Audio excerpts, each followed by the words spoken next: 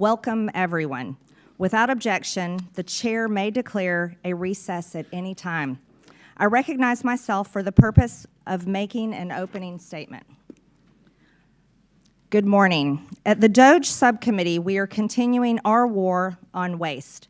That means rooting out spending that is unnecessary, wasteful, and frankly, un-American. Today, we are looking at the more than $500 million federal taxpayers spend annually to fund public radio and television. A big chunk of this subsidy flows to National Public Radio and Public Broadcasting Service. NPR and PBS are the big DC-based entities that create and distribute much of the news and educational content heard and seen on public radio and TV stations across the country. When Congress adopted the Public Broadcasting Act of 1967, it did so because it thought at the time that federal dollars were needed to provide objective news and education content to the entire nation, including rural residents who lived off the grid. Fast forward a few decades, and a lot has changed. The invention of the internet, for instance, and social media. It's made news and information widely available to those living in remote areas. Americans are increasingly consuming digital media and podcasts.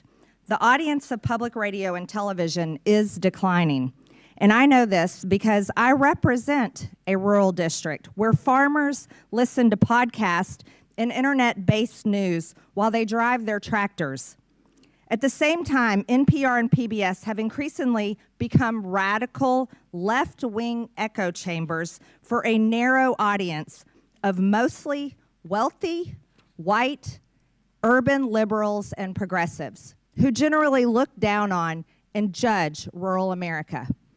PBS News is not just left-leaning, but it is actively uses taxpayer funds to push some of the most radical left positions, like featuring a drag queen on the show Let's Learn, a show targeted toward young children ages 3 to 8 years old. I want you to know I grew up watching children's programming on PBS. And as a mother who raised 3 children, I felt confident that I could leave the room while my own children were watching children's programming on PBS. But I can tell you right now, Ms. Kruger, specifically, as a mother, if I had walked in my living room or one of my children's bedrooms and seen this child predator and this monster targeting my children, I would become unglued. And that is how most parents feel all over this country. This is not the only example of them sexualizing and grooming children. They've been doing it for over the last decade. In 2015, PBS produced Frontline, put out a documentary, Growing Up Trans, that takes viewers on an intimate and eye-opening journey inside the struggles and choices facing transgender kids and their families. This means that PBS is one of the founders of the trans child abuse industry, all while taking taxpayer money. Brainwashing and transing children is an issue so hated by parents across the country that it was a driving force in the landslide Republican and Trump victory in the 2024 election cycle and presidential race. The news that these entities produced is either resented or increasingly tuned out and turned off by most of the hardworking Americans who are forced to pay for it. They no longer view NPR and PBS as trusted news sources. As a matter of fact, with these people, they're a threat. In fact, when Elon Musk put his hand over his heart and extended it and told the American people his heart goes out to them, PBS News posted the clip, called it a fascist Nazi salute, and described how it was similar to the same Heil used by Nazis at their victory rallies. Not once did PBS or NPR report on the numerous accounts of Democrats making the same gesture. AOC, Kamala Harris, Barack Obama, Elizabeth Warren, somebody that lost a presidential race, Hillary Clinton, Governor Tim Walz. Why wasn't this treated exactly the same way? Is there not a standard in journalism today? Apparently not. Here's How We Lost America's Trust was in fact the title of a powerful essay written last year by Yuri Berliner, a veteran NPR editor. In his essay, Berliner described how NPR's downward spiral accelerated greatly during the first Trump administration. He said NPR dedicated efforts to damage the Trump presidency via relentless pursuit of Russiagate rumors that the Trump campaign colluded with Russia over the election. NPR hosts interviewed Adam Schiff, then the top Democrat of the House Intelligence Committee, 25 times about Trump and Russia. But they made no apologies when the Mueller report found no evidence that the Trump campaign had colluded with Russia, because they did not. Berliner also described NPR's passionate embrace of the left-wing DEI ideology that Americans clearly reject, as evidenced by the November elections.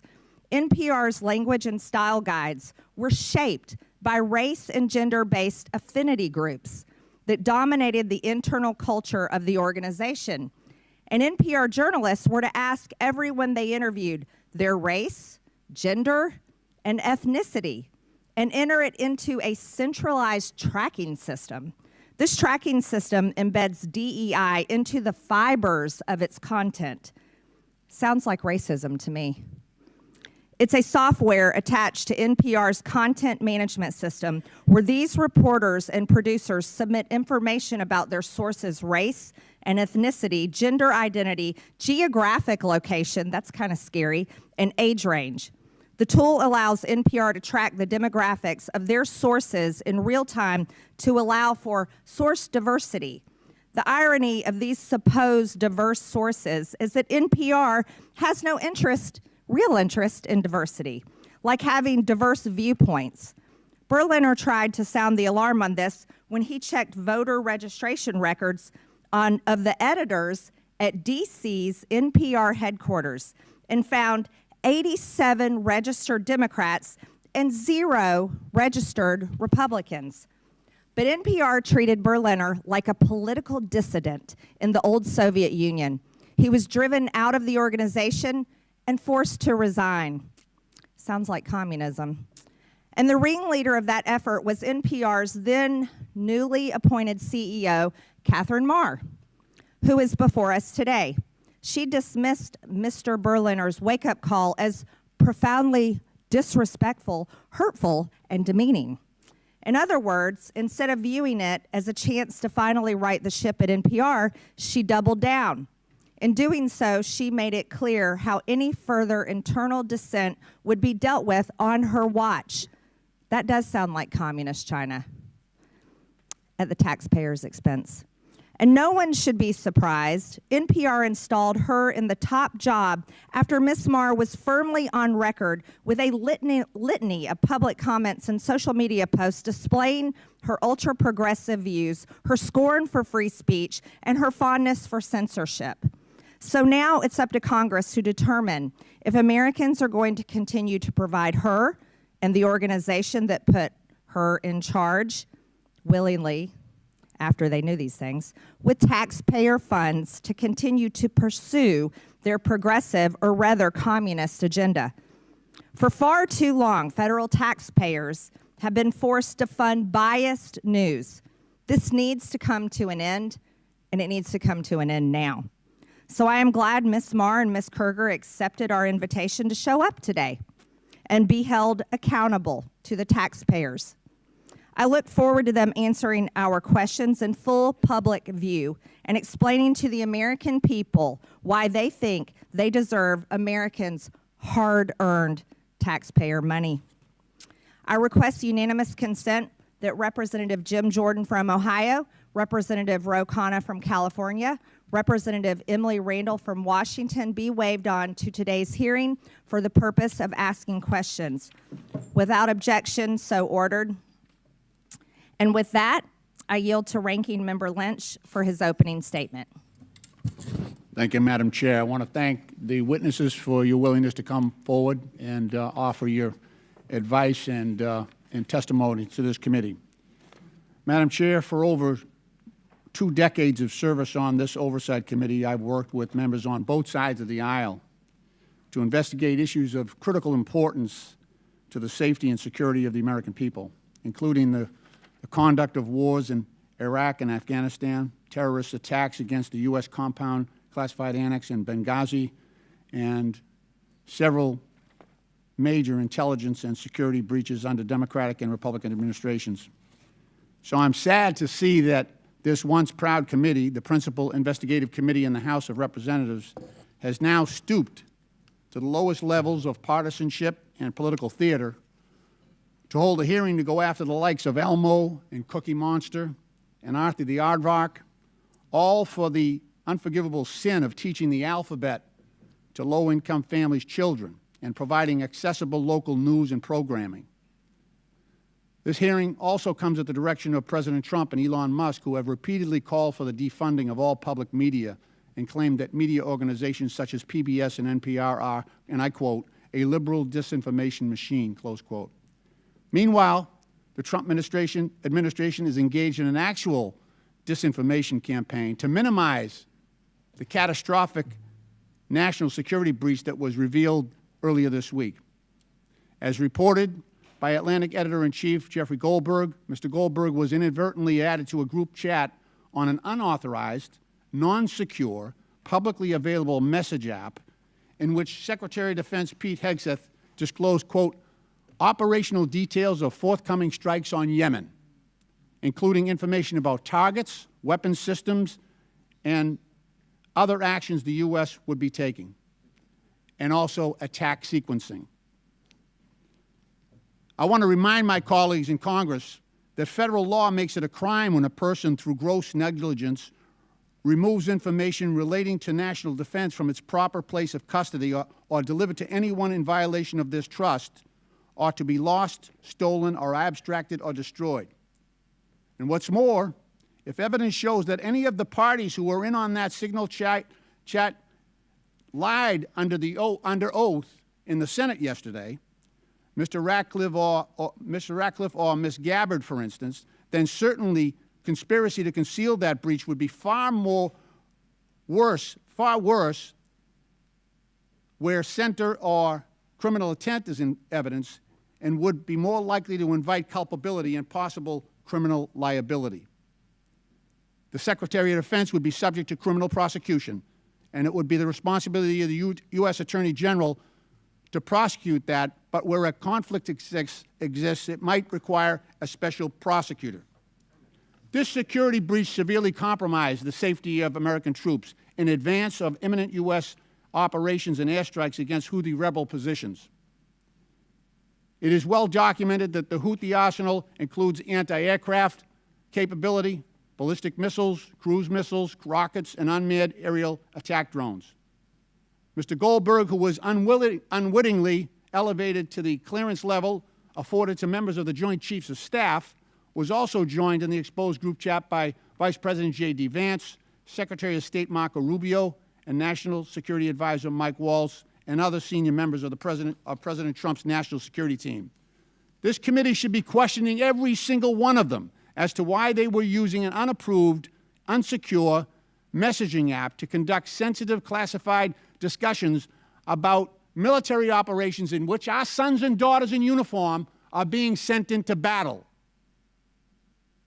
One of the participants was actually sitting in Russia using an unsecure app. And every member of this committee knows what that means. We've all been advised about which apps are secure and insecure and when it is appropriate to engage in non-critical discussions.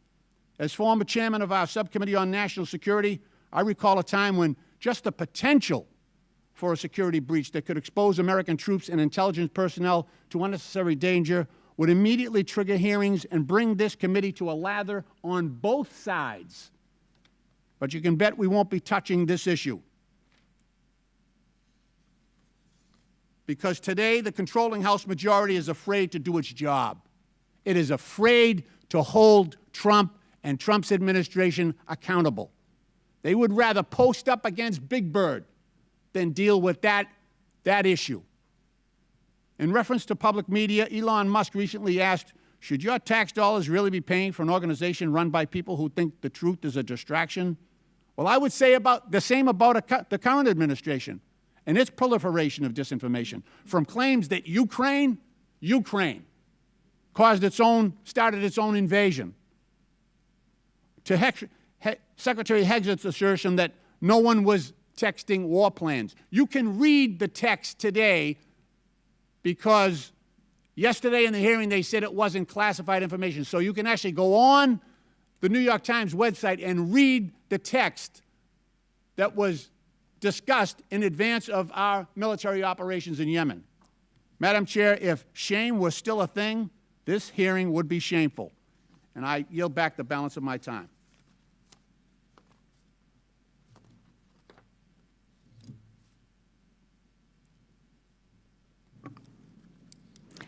I am pleased to introduce our witnesses today. Paula Kerger is the President and Chief Executive Officer of the Public Broadcasting Service, also known as PBS.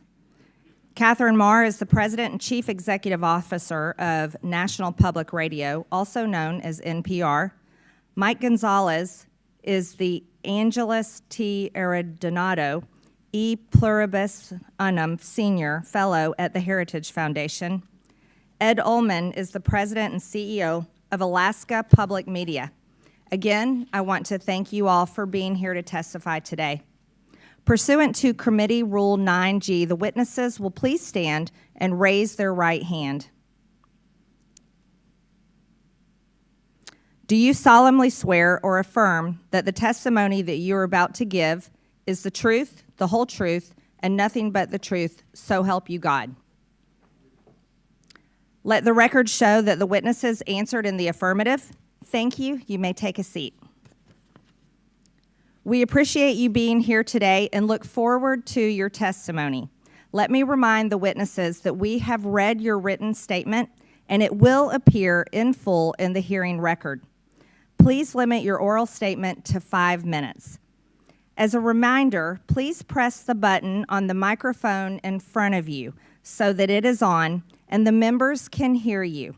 When you begin to speak, the light in front of you will turn green. After 4 minutes, the light will turn yellow. When the red light comes on, your 5 minutes have expired, and we would ask that you please do your best to wrap up. I now recognize Catherine Marr for her opening statement. Chairwoman Green, Ranking Member Lynch, and distinguished members of the subcommittee. My name is Catherine Marr, and I'm the President and CEO of National Public Radio, and I welcome the opportunity to discuss the essential role of public media in delivering unbiased, nonpartisan, fact-based reporting to Americans. Americans listen to public radio as they commute, as they work, and in the kitchen as they cook with family. Nearly 100% of Americans live within range of a public radio station. We cover what matters to local communities, crop prices, cook-offs, and local sports teams, alongside news of the nation and the world, from the halls of Congress to coverage of our troops overseas. Today, Americans have more media choices than ever. The rise of podcasting has established a competitive free market for audio news and information. And every day, I am honored to know that we have 43 million listeners from every state in the nation. Amidst this competition, local stations choose to become members of NPR for the value we provide. For example, we are the only non-paywalled news outlet with a dedicated reporter covering veterans issues. While NPR is only 25% of station programming on average, audiences for NPR bring the scale and revenue that subsidize essential local programming. Local public media journalism has never been more important to American families, who consider it part of the fabric of their communities. It correlates with higher rates of civic engagement, greater civic cohesion, and economic advantages, such as better municipal bond ratings. Recent independent polling found that more than 60% of all Americans and more than half of Republicans trust public broadcasting to deliver fact-based news. I understand the subcommittee has questions about funding for NPR and public radio. The vast majority of federal dollars, more than $100 million of the $121 million annual appropriation for public radio, goes directly to 386 local, non-commercial stations across the nation. This highly efficient investment enables your local stations to raise an average of $7 for every federal dollar. As a grantee of the Corporation for Public Broadcasting, NPR received federal funding of $11.2 million last year. These funds allow us to maintain the national public radio satellite system, helping safeguard our national security, civil defense, and disaster response, and enabling public radio to reach every corner of America. Additionally, these funds help protect journalists covering our troops overseas and reverse the decline of local journalism. As a recipient of federal funds, it is our responsibility to answer legitimate questions about why public funds should go to NPR, whether we are truly committed to serving all Americans, and whether the institution is an effective steward of taxpayer dollars. I hear, respect, and understand your concerns regarding bias and whether public media is relevant in a commercial landscape, and I'd like to spend a minute sharing with you my actions to address your concerns. First, it is critical for NPR's newsroom to operate with the highest journalistic standards. That means that they do their jobs independently, and as CEO, I have no editorial role at NPR. In other words, I do not decide what we cover or how we cover it. I lead NPR's strategy, ensuring we have resources and policies in place to serve all Americans, not just those with a specific point of view. I was brought into NPR to revive and reorient the organization and bring public media to a wider audience, a new generation, and new platforms. We have a responsibility to serve Americans across the full political spectrum in a trustworthy, nonpartisan fashion. It is essential that we deliver on this commitment, and we have work to do, and we are doing it. In May, we launched an initiative to improve our editorial review processes to make sure all pieces are fair and comprehensive. We hired new editors and analysts to ensure we're giving fair airtime to different voices and issues. We started regular meetings with our nearly 200 local newsrooms so we can plan together for the needs of their audiences. And the early results are positive. Our digital platforms, where we have the best data about our listeners, the political beliefs of our visitors mirror the makeup of the country across the ideological spectrum, and we're seeing growth in readers and listeners. I joined NPR because I believe that our strong and dynamic nation deserves great public media for all. Americans are smart and curious, and they want us to cover issues that matter, from the price of eggs to national security. It's our job to deliver truthful facts and information so citizens can make up their own minds. I believe Americans voted for a transformative administration, and it is our responsibility to cover that transformation fairly, with integrity and tenacity. I have been CEO for 1 year and 1 day. I have made changes to leadership and planning, invested in editorial integrity, committed to expanding our audiences and our relevance for all Americans. While we have taken significant steps in the right direction, the journey can't be completed overnight. Given the support that 75% of Americans have for public media, I ask Congress to give us the opportunity to continue to serve the American public. I will invite you to listen with a fresh ear, and to that end, our newsroom invites you to join us on air, and I welcome your questions. Thank you, Ms. Marr. I now recognize Paula Kerger for her opening statement. Chair Taylor Greene, Congressman Lynch, and members of the subcommittee, my name is Paula Kerger, and I'm the president and CEO of PBS, a role that I've held for 19 years. It is my honor to be here on behalf of the 336 PBS stations who serve every community in the United States. There's nothing more American than PBS. As a membership organization, our local service is at the heart of our work. Our job at PBS is to support our stations so that local stations can serve their communities. We've been proudly fulfilling our mission for nearly 60 years, using the public airwaves and other technologies to help educate, engage, and inspire the American people. That mission is our guide star and remains just as important today as when the Public Broadcasting Act was signed into law in 1967. PBS stations provide something that cannot be found on commercial networks. This is because PBS stations are focused on the needs and interests of the viewers they serve. Especially in rural areas, PBS stations are the only outlet providing coverage of local events. For example, high school sports, local history and culture content, candidate debates at every level of the election ballot, and specialized agricultural news. Local stations also partner with other community organizations to address issues of concern like Veterans Affairs and the opioid crisis. Finally, communities depend on the essential public safety information and emergency alerts our local stations provide. Our programming comes from our local stations. For example, Southern Storytellers was produced by Arkansas PBS for our national audience. This program highlighted Southern culture through its literature, music, and film. Across the country, nearly 4 million people watch Southern Storytellers, helping Americans learn about our shared history and what brings us together as a people and a nation. Our stations pool resources to invest in programming that will benefit all Americans, ranging from history and science to art and music. For example, Firing Line with Margaret Hoover creates a forum for people with a wide range of views to respectfully share ideas, while programs like Independent Lenses, Matter of Mind, My Alzheimer's explores the challenges facing many American families. And we celebrate what makes our country great.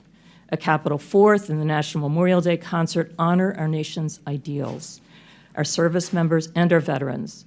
Looking ahead, we will mark our nation's 250th birthday with a landmark initiative headlined by a new major series from Ken Burns, The American Revolution.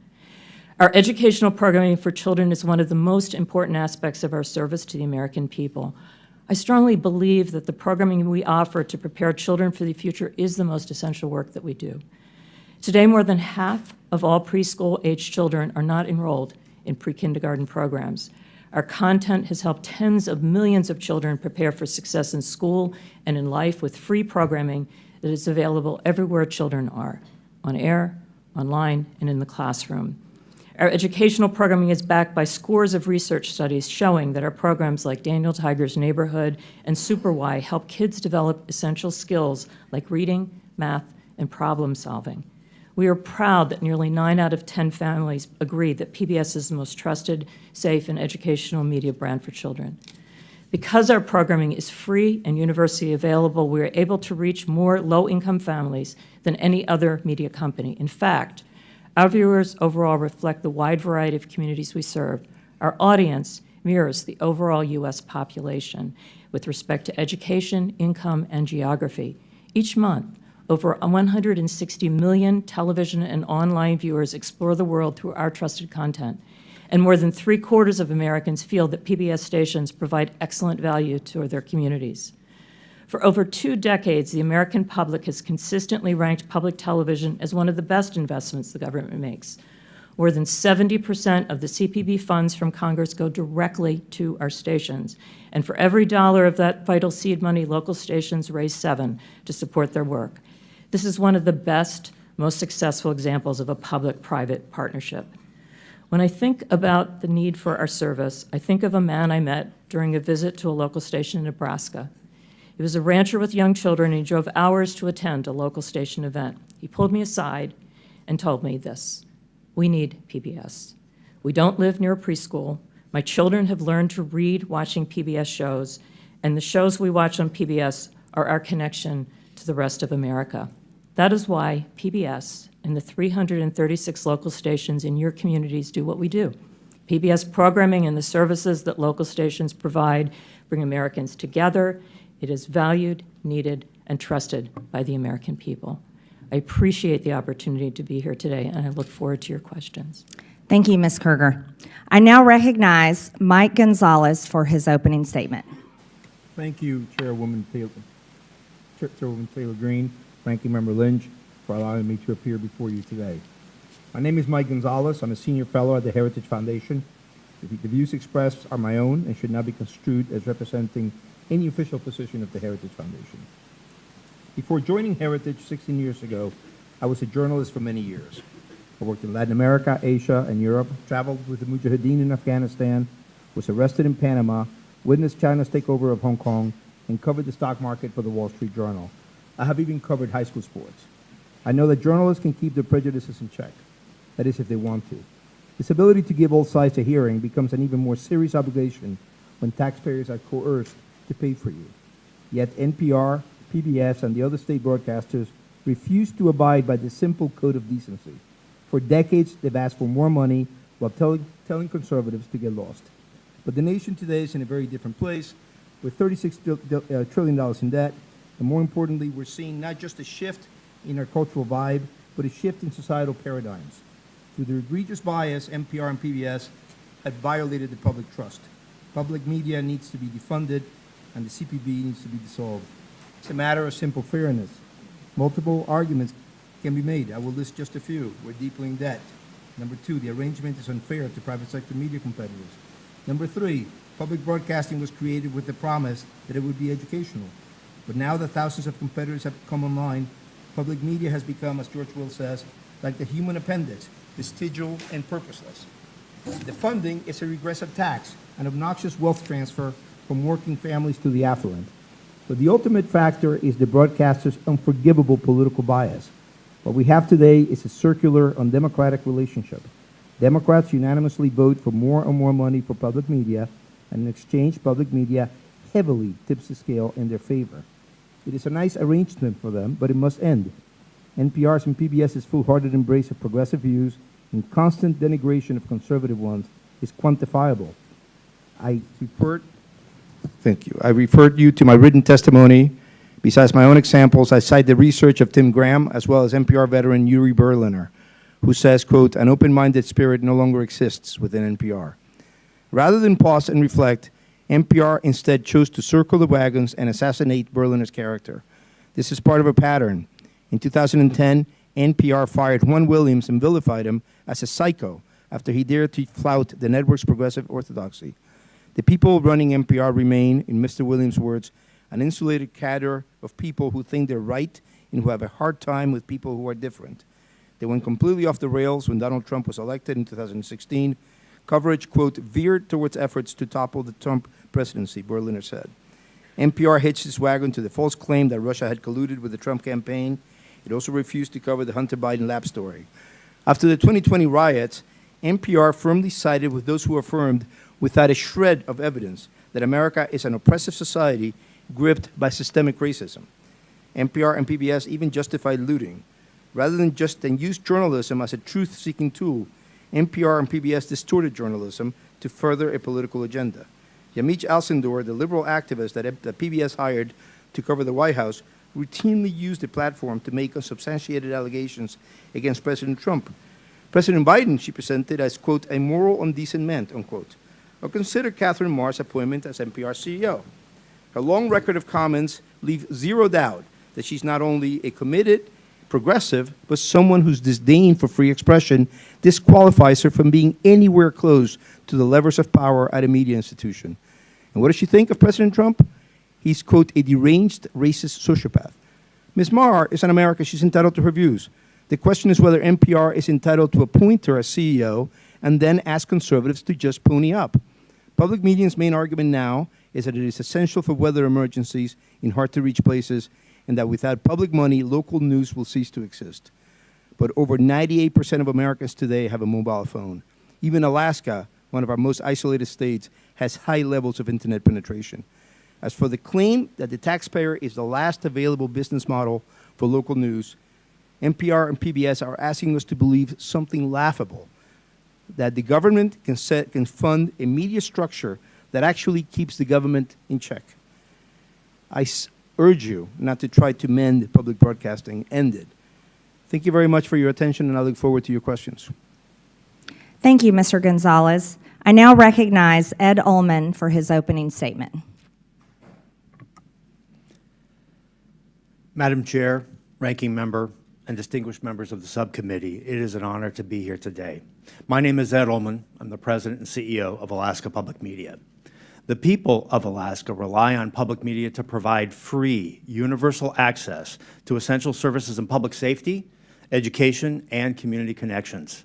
This includes potentially life-saving alerts, updates on community affairs, coverage of state and local government, proven educational content engagement services, and local and national news.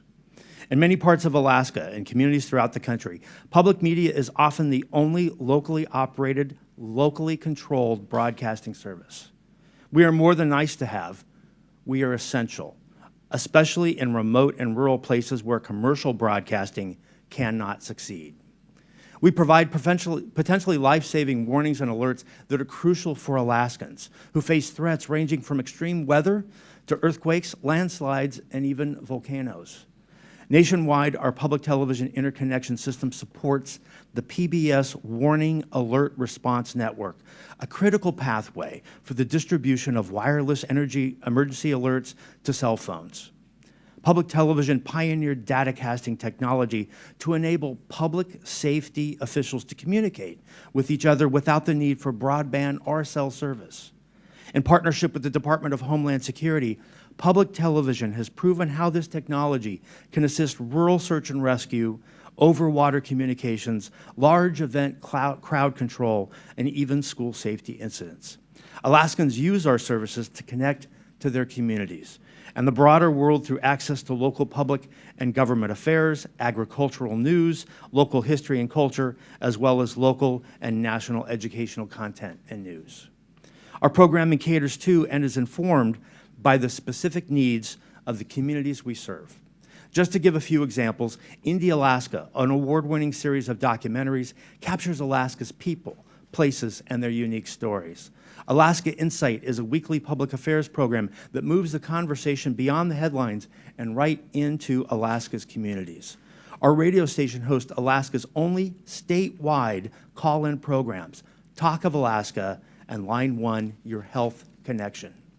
We reach across Alaska with these essential free services through a statewide network consisting of 4 TV channels and 1 radio station. We coordinate the only statewide news network, which includes 27 independent radio stations across Alaska, and we operate the Alaska Rural Communications System, which provides free over-the-air television and radio programming to 100 rural communities. Alaska Public Media is one of more than 360 locally controlled and operated public television stations and over 1,000 public radio stations throughout the country that provide critical services to address the broad range of interests and views of our local communities. These stations collectively reach nearly 99% of the American public, regardless of zip code or income level. This nationwide service would not be possible without federal support. Today, over 70% of the federal funds for the Corporation for Public Broadcasting go directly to stations just like ours. Our system leverages this crucial seed money 7 times over in highly efficient public-private partnerships. Reducing or eliminating federal funding would be devastating and could cause the closure of many stations, especially the most rural and remote. Our highest costs come from maintaining broadcast and IT infrastructure, local programming, and community engagement, all of which would be in serious jeopardy without federal funding. Cuts to our national partners, PBS and NPR, would have a similar impact, particularly in small and rural markets. The broad range of news and educational programming that we receive from these organizations is popular with Alaskans. Without this national content, we would receive less local support, endangering the local services we provide.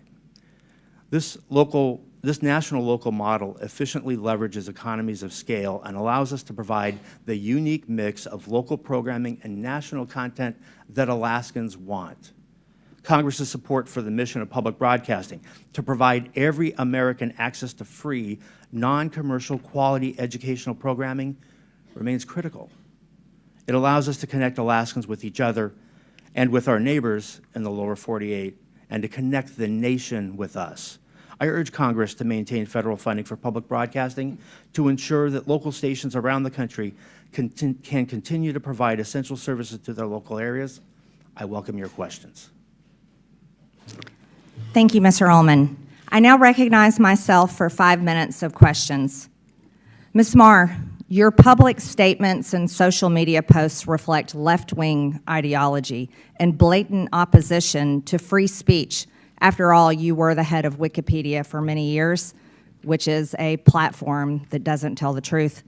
Let's walk through some of your statements so the public can understand your personal views. You said your fellow Americans just elected Donald Trump as president again this past November. You called him a deranged racist and sociopath. You posted on X that America is addicted to white supremacy. It's appalling.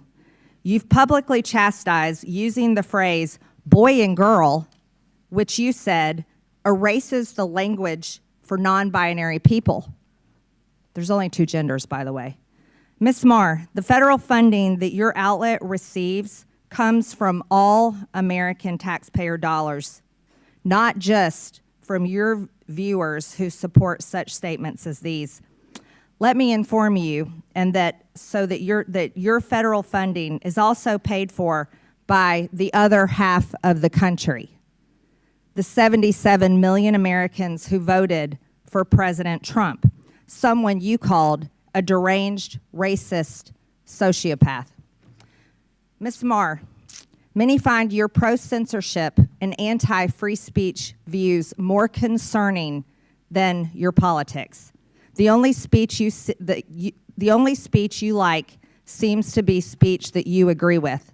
In 2021, you called the First Amendment the #1 challenge in American journalism because it makes it hard to crack down on bad information. You said in a TED Talk that our reverence for the truth might be a distraction.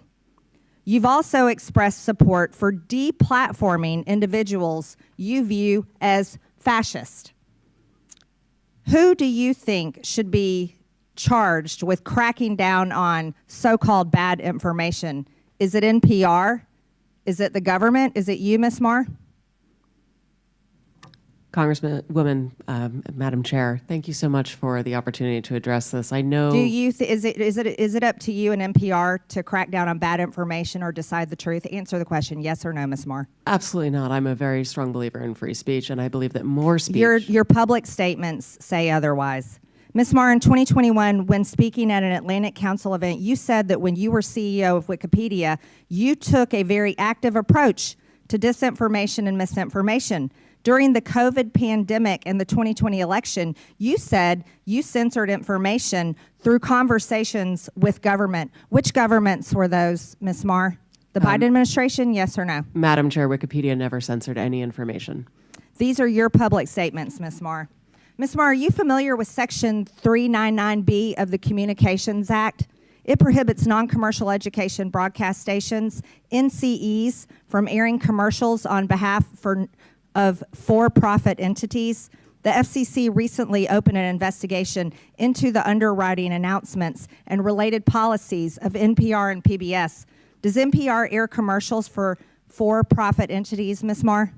Yes or no? Madam Chair, we are in full compliance with the FCC's inquiry and will continue to cooperate. I remind you, you're under oath, and violations of the Communications Act comes with a fine up to $10,000 and possibly up to a year in prison. Does PBS air for-profit commercials, Ms. Kruger?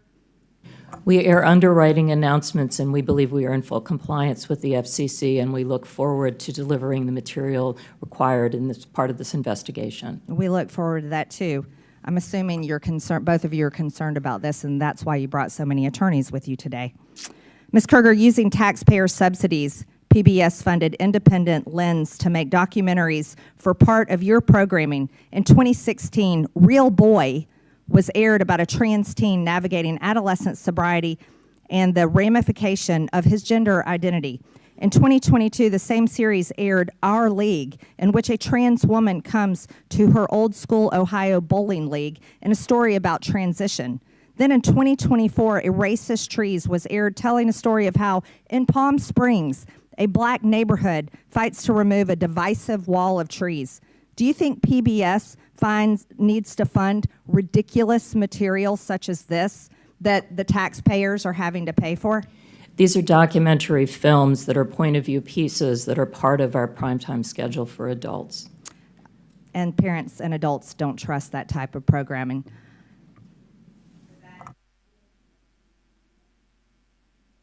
Thank you, Madam Chair. I ask a unanimous consent to enter into the record this letter from 72 public radio stations serving rural communities across the country, where they emphasize how important federal funding is to the ability to provide vital public safety information Without objection, local so ordered. Okay. I also have a similar letter from Georgia, from the Georgia PBS NPR station, also asking for consideration for federal funding.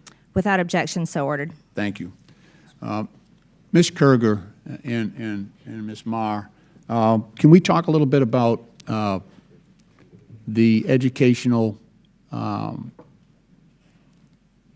service you provide for children of low-income families, and how that that is received, and the trust that you've generated among families in that situation? Yes, a significant part of our broadcast day is devoted to programming for children. We focus on preschool.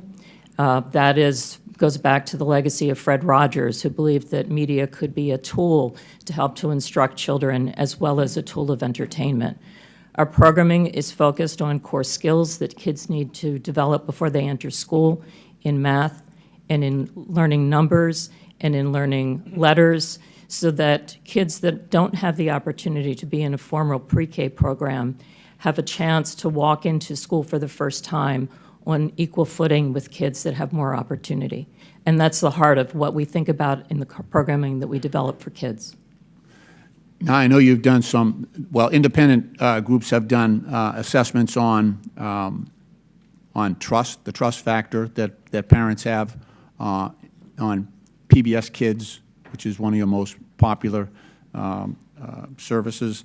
Can you talk about that? Yes. Where did you come in terms of the comparison to other stations? Yeah, we are the most trusted media brand. In fact, Parents Magazine this week just ran the results of a study that was done on Daniel Tiger's neighborhood, actually looking at 16-year-olds that remember some of the basic skills they learned as small children. And what we're focused on is to make sure, again, that every child has the opportunity to learn and be excited about the world around them when they enter a school for the first time, and to give them those core basic skills that we can see they carry forward in life. Ms. Marr, I'd like you to focus on the work that public media is doing in relation to public safety communications. How important is this function of public broadcast media, particularly, I'm talking about the most rural, most remote communities in this country? Thank you so much, Congressman. We are part of the National Next Generation Warning System, for which we've received a significant investment over the course of the last few years, and many thanks to Congress for supporting that appropriation. Our stations are busy implementing that across the nation. We also are part of the the statewide emergency plans for more than 20 states. You'll see the importance and value of public radio in particular when we face extreme weather. For example, whether in Ashland, North Carolina, recently, Blue Ridge Public Radio was the only news information source available for nearly 2 weeks as people struggled with outages of water and electricity, and certainly outages of cell phones and internet. Recently as well, my colleague from Alaska would be able to speak to Raven Public Media, which had a very similar experience of 2 weeks of outages in which the local media station was, again, the only source of information for that community. When everything else goes down, public radio is there, available to first responders to be able to communicate directly about issues of harm and ensure the public has access to vital, critical information. Now, I mean, there's a lot of information out there, a lot of stations out there, but we're talking, what's the difference here when you have a paywall-free, non-subscription access for some of these communities? I think it makes all the difference in the world, sir. We recently, as I mentioned in my opening statement, we're one of the only publications in America that has a dedicated veterans beat, and the only one without a paywall.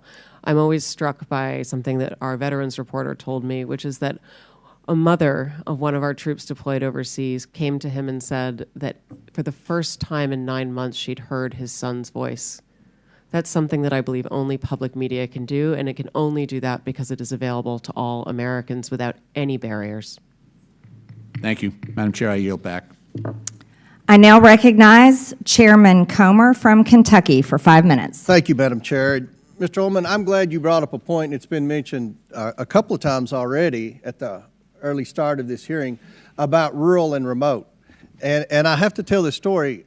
When I graduated from college with a degree in agriculture, I went back to rural Monroe County, Kentucky, and worked on a farm, my farm, for 5 years, full-time. Farm to this day, but full-time. I was in a tractor, sometimes 10, 12, 14 hours a day. And I listened to the radio, and the only radio station I could get that had news was public radio. So I listened to as many hours of public radio as anyone on this panel, I can assure you. And it was a great service. That was 30-some years ago. Today, in that same remote area, I mean, you've got Sirius XM, you've got podcasts, there's internet access now, there's a whole menu of media options now. So, but over time, and I still occasionally listen to NPR because I just want to hear what they have to say, and I don't even recognize the station anymore. It's not news. I feel like it's propaganda. I feel like there's disinformation every time I listen to NPR. And, you know, a media entity like MSNBC or Huffington Post that, in my opinion, consistently spews disinformation, they can do that. They're a private company. But NPR gets federal funds. And you know, I have a problem with that. Because if people in Alaska, if all they have is public radio, then all they know is what these headlines say, and they're wrong about COVID-19. And the headlines are in the background. I don't have time to go over all these headlines that are wrong. About Russian collusion, wrong, wrong. About the Hunter Biden laptop, wrong. And then there's a story about me. And part of what we went through on this committee during the Biden investigation, which, by the way, ended with Joe Biden's last act as President of the United States, pardoned his entire family preemptively for an 11-year period, which just so happened to be the 11-year period that this committee investigated the Bidens, that we had subpoenaed bank records. I don't think NPR reported about the pardons, but they reported a lot about how there was no evidence of any wrongdoing and things that just weren't true. In fact, there's a story, NPR, lawmaker leading Hunter Biden House investigation accused of owning a shell company. Well, that's me. Ms. Mayor, are you familiar with that story that NPR wrote about me at the height of the Biden investigation when you all were disputing every aspect of our investigation that is 100% factual? We have hundreds of pages of evidence, hundreds of pages of bank records, hundreds of pages of emails. Do you remember the story that NPR wrote about me saying I had a shell company? Congressman, I was not at NPR at the time, and I'm unfamiliar with the story. Where do you get your sources on something like that? That's a very serious accusation because we're investigating a president and his family who had 28 shell companies. I have an LLC, had 5 properties in it. It's in my financial disclosure form. I've gone into great detail, given lots of interviews. But people that listen to NPR, they're totally disinformed on the truth. And you know, I have a problem with that because you get federal funds. And I do believe there was a role for public radio 30 years ago, maybe 20 years ago, maybe 5 years ago. But because of technology today, I don't think there's a role for public radio anymore. And I think you've abused the privilege that you had with receiving federal funds. Because these headlines here are not true. This is disinformation on some huge topics. Do you want to dispute anything that I said in the remaining 30 seconds? Thank you, Congressman. First of all, I want to recognize your concerns. One of the first things that I did in coming in May was to beef up our editorial standards. I directed my editor-in-chief, who, by the way, Why is NPR even doing editorials? I'm Should so NPR sorry. even do editorials? I don't mean editorial in terms of opinion editorial. Do you even need opinion? What does it matter with the opinion? If you're a federally funded entity that's supposed to provide the news, Can you not provide the news? Of course. Fair and balanced? Of course, Congressman. I mean, editorial standards for our journalism was to beef up our editorial practices, bringing in more editors to make sure that we have more points of view reflected in every story. I've engaged in a number of actions trying to address and my some of time's these expired. concerns. I've lost confidence in public radio. I don't think, Madam Chair, they should get a penny of federal funds. I yield back. Thank you, Mr. Chairman. I now recognize Mr. Garcia from California for 5 minutes. Well, thank you, Madam Chairwoman. I want to first begin by thanking all of our witnesses that are here today. I know that there's a lot we should be discussing right now at this hearing. We've, of course, had some pretty shocking security breaches that we're just learning about through a lot of our national security officials. We know that Pete Hegseth should be removed from office or should resign. We have Donald Trump, who, of course, is crashing the stock market. He's taken away millions of programs and hurting people across this country to fund tax giveaways to billionaires. And our constituents can't access their Social Security benefits. Now, I think actually Chairwoman Green supports everything that the Trump administration is actually doing. So instead of a serious hearing, we're here to attack NPR and PBS. So let's get right into it. Now, Ms. Kerger, the American people want to know, is Elmo now, or has he ever been, a member of the Communist Party of the United States? A yes or no? No. Now, are you sure, Ms. Kerger? Because he's obviously red. Well, he is a puppet, but no. Now, that's not all. He also has a very dangerous message about sharing and helping each other. He's indoctrinating our kids that sharing is caring. Now, maybe he's part of a major socialist plot, and maybe that's why the chairwoman is having this hearing today. But let's talk about somebody else. Let's talk about Cookie Monster. Now, we know that Health Secretary RFK Jr. is coming out against fast food and baked goods. Are we silencing pro-cookie voters? Yes or no? Ms. Kroger. But cookies are a sometime food. Well, thank you. And now, I agree with you. And let's also talk about the most important, maybe, character on Sesame Street. This is actually Big Bird. Now, Ms. Kroger, since Elon Musk actually fired USDA workers who have been working on the bird flu, does it make sense to also fire Big Bird? Yes or no? We would like to keep Big Bird. I completely agree with you. And now it gets even worse. Now, this is actually a tweet that Big Bird actually sent out about the COVID-19 vaccine, encouraging folks to actually get their vaccination, which, of course, we believe in vaccines. Now, perhaps the reason why we're having this hearing is because our chairwoman, Ms. Green, has actually said some really negative things about getting vaccinations. And that perhaps is why we are here. And so we support Big Bird being pro-vaccine and promoting vaccines across this country. Now, I will admit, though, the extreme liberal agenda that you're all pushing, I think, doesn't stop there. This, of course, is Bert and Ernie. Now, these two guys actually live together. They're friends. They're supportive of each other. Now, that might be triggering to our chairwoman and someone in this committee, and perhaps that's also why we're here today. Ms. Kerger, an important question. Are Bert and Ernie part of an extreme homosexual agenda? No. Thank you, Ms. Kerger, and thank you for being a good sport. Now, I'm obviously using some humor here, but the fact that we're sitting here today talking about defunding public television is actually not funny. At a time where we can't agree on basic facts, and while the free press is under attack, we need public media like PBS and NPR more than ever. A large majority of Americans say they trust PBS. And that's exactly why extremists are trying to tear it down. Public broadcasting is a tool for education, for emergencies, and a cherished part of our national fabric. We get huge benefits from a tiny federal investment. The majority and our chairwoman should drop this attempt to silence media voices they don't like. So the message, I think, today is very, very simple. If we're going to get rid of any puppeteers, we should get rid of the one that's actually controlling Donald Trump. Fire Elon Musk and save Elmo. And with that, I yield back. I now recognize Mr. Cloud from Texas for 5 minutes. Thank you, Chairwoman. NPR fancies itself as a nonpartisan news outlet, public information outlet, even says that we should consider all things. All things are considered, yet their history of political bias has shown that there are a number of things they have not considered. They asked us not to consider that the Hunter Biden laptop was real.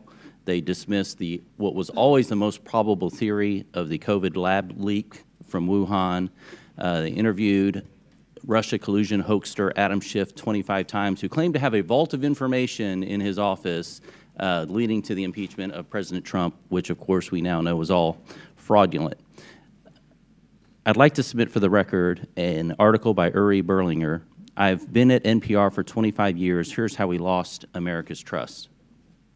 Without objection. So NPR, unfortunately, has lost much of the audience that they used to have, and now they have a very partisan audience because of this. Who do they bring in to fix it? They bring in Ms. Maher, who has a history of commentary of promoting Marxist ideology, including critical theory. Said we should not use the terms boy or girl, has called our president a deranged racist sociopath, and said that our reverence for the truth has become a distraction that is preventing us from finding consensus and getting important things done. And one could look at that and think that maybe, in your view, promoting groupthink is more important than finding the truth. I thought we liked diversity of ideas, especially, and that as an online encyclopedia that you used to manage, activism was more important than accuracy. Now, I had an uncle who used to say that you should never let the truth get in the way of a good story. And while that was humorous when we were talking about weekend fishing expeditions, when we're talking about news and information and encyclopedias and things that are of national importance, I find that very troubling. Now you are here managing NPR, which is in part federally funded. Can we expect that you will bring the same lack of reverence for truth to your management of NPR? Thank you, Congressman. First of all, I do want to say that NPR acknowledges that we were mistaken in failing to cover the Hunter Biden laptop story more aggressively and sooner. Our current editorial leadership. In Wuhan? We recognize that we were reporting at the time, but we acknowledge that the new CIA evidence is worthy of coverage and have covered it. What have you done to clean up the bias before? You mentioned I wasn't there for that. What are you doing to clean up and make sure that we have Absolutely. Thank you, unbiased? Congressman. As I mentioned, I came in May. Mr. Berliner published his story 2 weeks into my tenure regarding stories that had happened prior. I wish that I had had the opportunity to speak with Mr. Berliner. I would have loved to have had him engage and come back to us with some suggestions as to what we could do editorially in order to address what he perceived as bias. Now you've had a long history, including the thing that I mentioned about lack of reverence for truth. And how reverence for truth, you've even talked about the First Amendment kind of getting in the way of what you wanted to get done. And then you're wanting us to believe that NPR is now taking this non-biased approach. I mean, where was the come to Jesus moment for you, I guess, that has turned you around and that we can trust the American taxpayer dollars with your leadership of NPR? I so appreciate the opportunity to perhaps clarify some things. My talk about truth was really referencing the way that people use truth to refer to belief as opposed to facts. And my encouragement was that we focus on facts. With regards to the First Amendment. That's not what your comment said. Your comment said that truth was getting in the way of getting things done and that you were prioritizing what you wanted to get done over truth. And that's really unfortunate. I want to go to a different context because you're allowed to have your political opinion. Any news organization should be going after the truth. That's what we want and expect out of news organizations.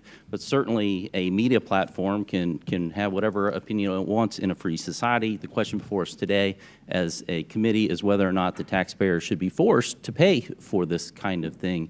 Mr. Gonzalez, I wanted to get your take on this about why the corporate public broadcasting is it still relevant today? I mean, we're in a different context than we were in the 60s where maybe not every home had a television. Now many of them have multiple televisions, and certainly most have a screen in their pocket most times during the day. I have 3 here on my desk. And so it seems like we're in a different context. Like, where could we possibly get the news today or information? Could you speak to the importance or lack thereof of the Corporation of Public Broadcasting in the context of where we are today in society? Yeah, right. When it came on after the passage of the 67 Public Broadcasting Act in the early 70s, there were only 3 networks. We had Cronkite, Reasoner, and the other guy. And PBS added by a third the number of networks that we had. That's not the case today. And as far as education, which has been diminished, and by the way, I believe that Sesame Street was sold to HBO 10 years ago. But as far as the educational value, we have an unending stream of educational content online.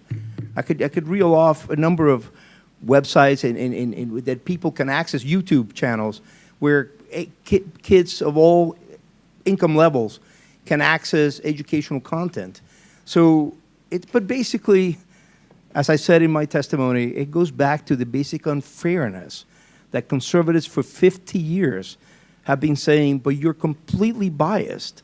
And they have the audacity to say, oh, no, we're not. And you have to just pay us.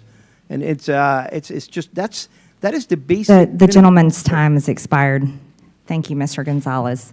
I ask unanimous consent to enter into the record an article published today by Yuri Berliner about NPR, basically saying that the bias has not changed. Madam Chair, I also have a unanimous consent request from the members who are at Mr. Grijalva's funeral mass this morning, asking to submit into the record this letter of support for federal funding from WKMS, Without objection, so ordered. Which is Kentucky Radio, which is where Mr. Comer wrote his Without objection, so ordered. tractor. Thank you. I now recognize the gentleman, Mr. Kassar from Texas, for 5 minutes. Good morning. Mr. Gonzalez, you wrote the proposal to defund NPR, PBS, and public broadcasting for Project 2025. Can you answer a few questions for me? How many millions of dollars a month do taxpayers spend for Daniel Tiger to play golf? I have no idea who. The answer is none. Okay. To your knowledge, has Miss Piggy ever been caught trying to funnel billions of dollars in government contracts to herself and to her companies? That's a silly question. Well, the answer is no. How about Arthur the Aardvark? Has he ever fired independent government watchdogs who are investigating his companies? The answer is no. Madam Chair, I'm told we're here to talk about government efficiency, but Daniel Tiger has not blown $10 million of taxpayer money to play golf with his friends, but Donald Trump has, just at the beginning of his administration. Miss Piggy hasn't been caught funneling billions of dollars in government contracts to herself, but Elon Musk has.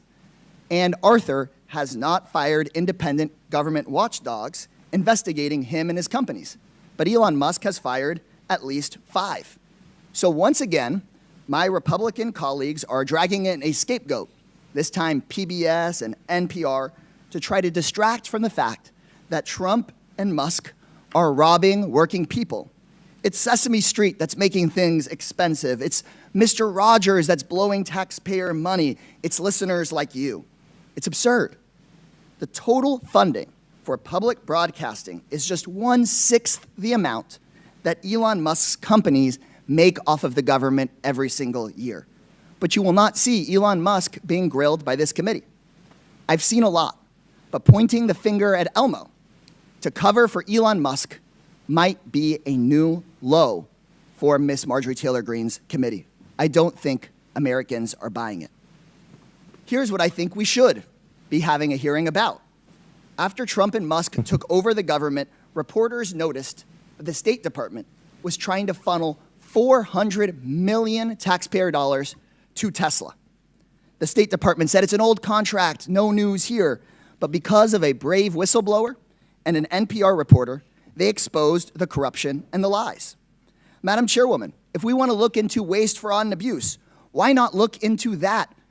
Elon Musk, who's running cabinet meetings, who's running the White House, was trying to funnel money to himself. So let's stop investigating Cookie Monster and start investigating how the Trump administration lied about this and was trying to funnel money to their biggest political supporter. Maybe you're trying to defund NPR because they expose this kind of corruption. And if Republicans were serious about investigating waste, fraud, and abuse, my colleagues would admit that Big Bird is not the problem. Big tech is, big pharma is, big insurance companies are.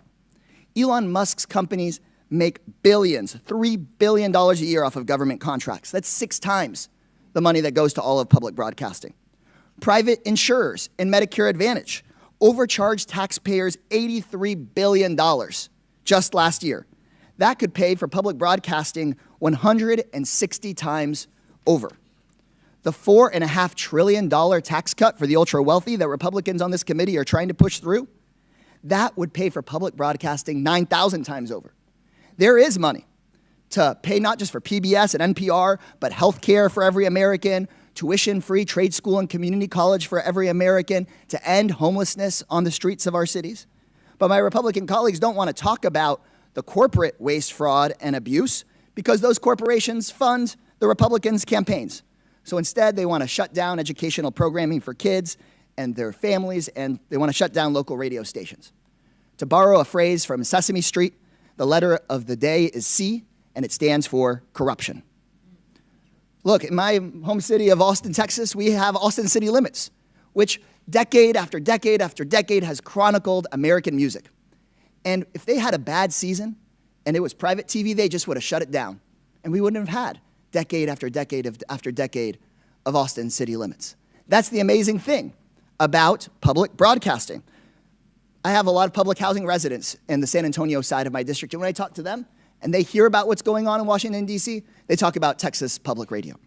And I just heard my colleagues talking about educational programming for kids on YouTube. That stuff is loaded with ads. And also on other forms of private television, they're selling you and your kids stuff, making people feel bad. They're trying to make a profit off of you. That's why I got sat in front of Mr. Rogers, because you got to learn something and they weren't just trying to sell you junk.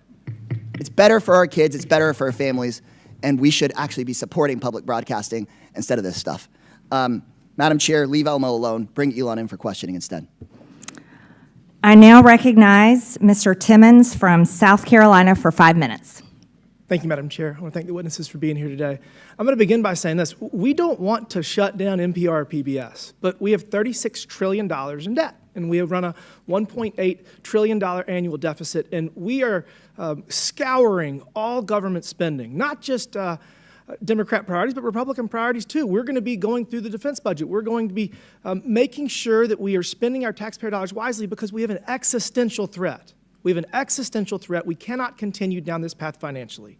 So we do not want to shut you down, but we cannot continue down this path. And so if our debt is part of the reason we're here, I think another part of the reason we're here, reevaluating your role in the government's use of taxpayer dollars to partially fund your institutions, is because technology has changed everything. We are not living in 1967. And the internet has changed our society. We have such increased social interconnectedness, and there are various options for people to get news and to get disinformation or information, whatever you want to get. So those are the two kind of reasons I want to start with, and that's probably half the problem we're here for. The other half is your perceived bias and your content moderation and the manner in which you are violating journalistic integrity. And I'll say this, NPR, you have been far worse at this. Ms. Kruger, you have done a much better job at this, but we still have some issues we're going to talk about.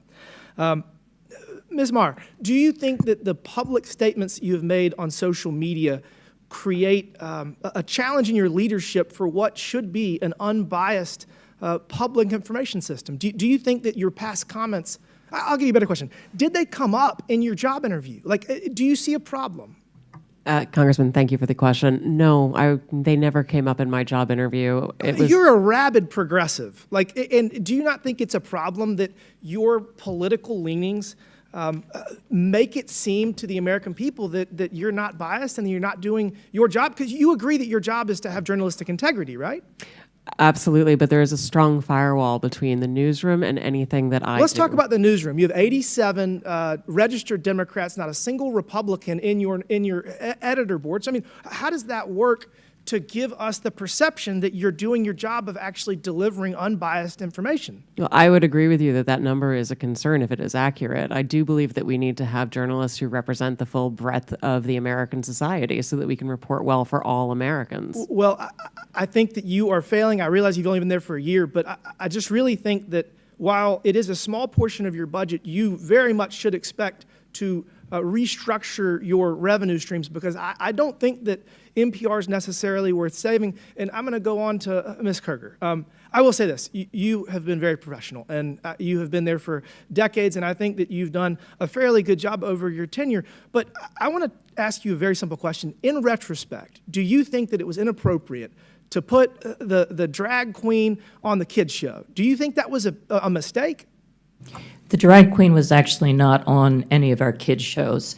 The image that Chairman Taylor Greene showed was from a project that our New York City station did with the New York City Department of Education. What time of day did it air? It did not air. It was a digital project they did for the Department of Education. Do you think it only that appeared on our unit should website have anything to do with PBS? Do you think that human? I mean, do you see? It was not a PBS. It was not for PBS. It was Okay, so you're mistakenly saying we put it got on our bad information. website by our. I'm sorry. I don't mean to talk over you. It was mistakenly put on our website by our New York City station. It was not intended for national Okay. distribution. It was immediately pulled down. It was never How broadcast. about, do you think that you should publish something that calls trees racist? Is that, in retrospect, should you have published that? I'm not sure what you're referring to. You had Congressman. a segment that it was called Racist Trees, and it was I mean, we've already referenced it a number of times. So, I mean, do you think trees can be racist? I guess that's a good one. I don't know what you're talking about. I've never heard of what you're referring to. All right, well, but I'd be happy to look into it. I guess, last, do you think that it's appropriate to expose children to issues of transitioning? Do you see a problem with that? Is that something you should avoid? That is not anything on any of our children's programs at all. Ms. Kerger, you have done a far better job here today, and we're going to continue to have this conversation. But again, we have $36 trillion in debt, and we're trying to figure out how to make sure that our kids and our grandkids have an opportunity at the American dream, because if we don't change course financially, they won't. Thank you. I yield back. Thank you. I now recognize the gentlewoman from Texas, Ms. Crockett, for 5 minutes. Thank you so much. It should not be surprising that the president is doing everything possible to make it more difficult for the media to hold him accountable and for the public to be informed about his reckless and illegal behavior, yet here we are. The Republicans have actually organized this goofy hearing to try to convince the American people that PBS and NPR are, quote, domestic terrorists, or domestic threats, my apologies, not the incompetent, unqualified Secretary of Defense who's texting war plans to journalists. But it's y'all, PBS and NPR, the American people are supposed to be worried about. You can't make this up. It's as stupid as it sounds.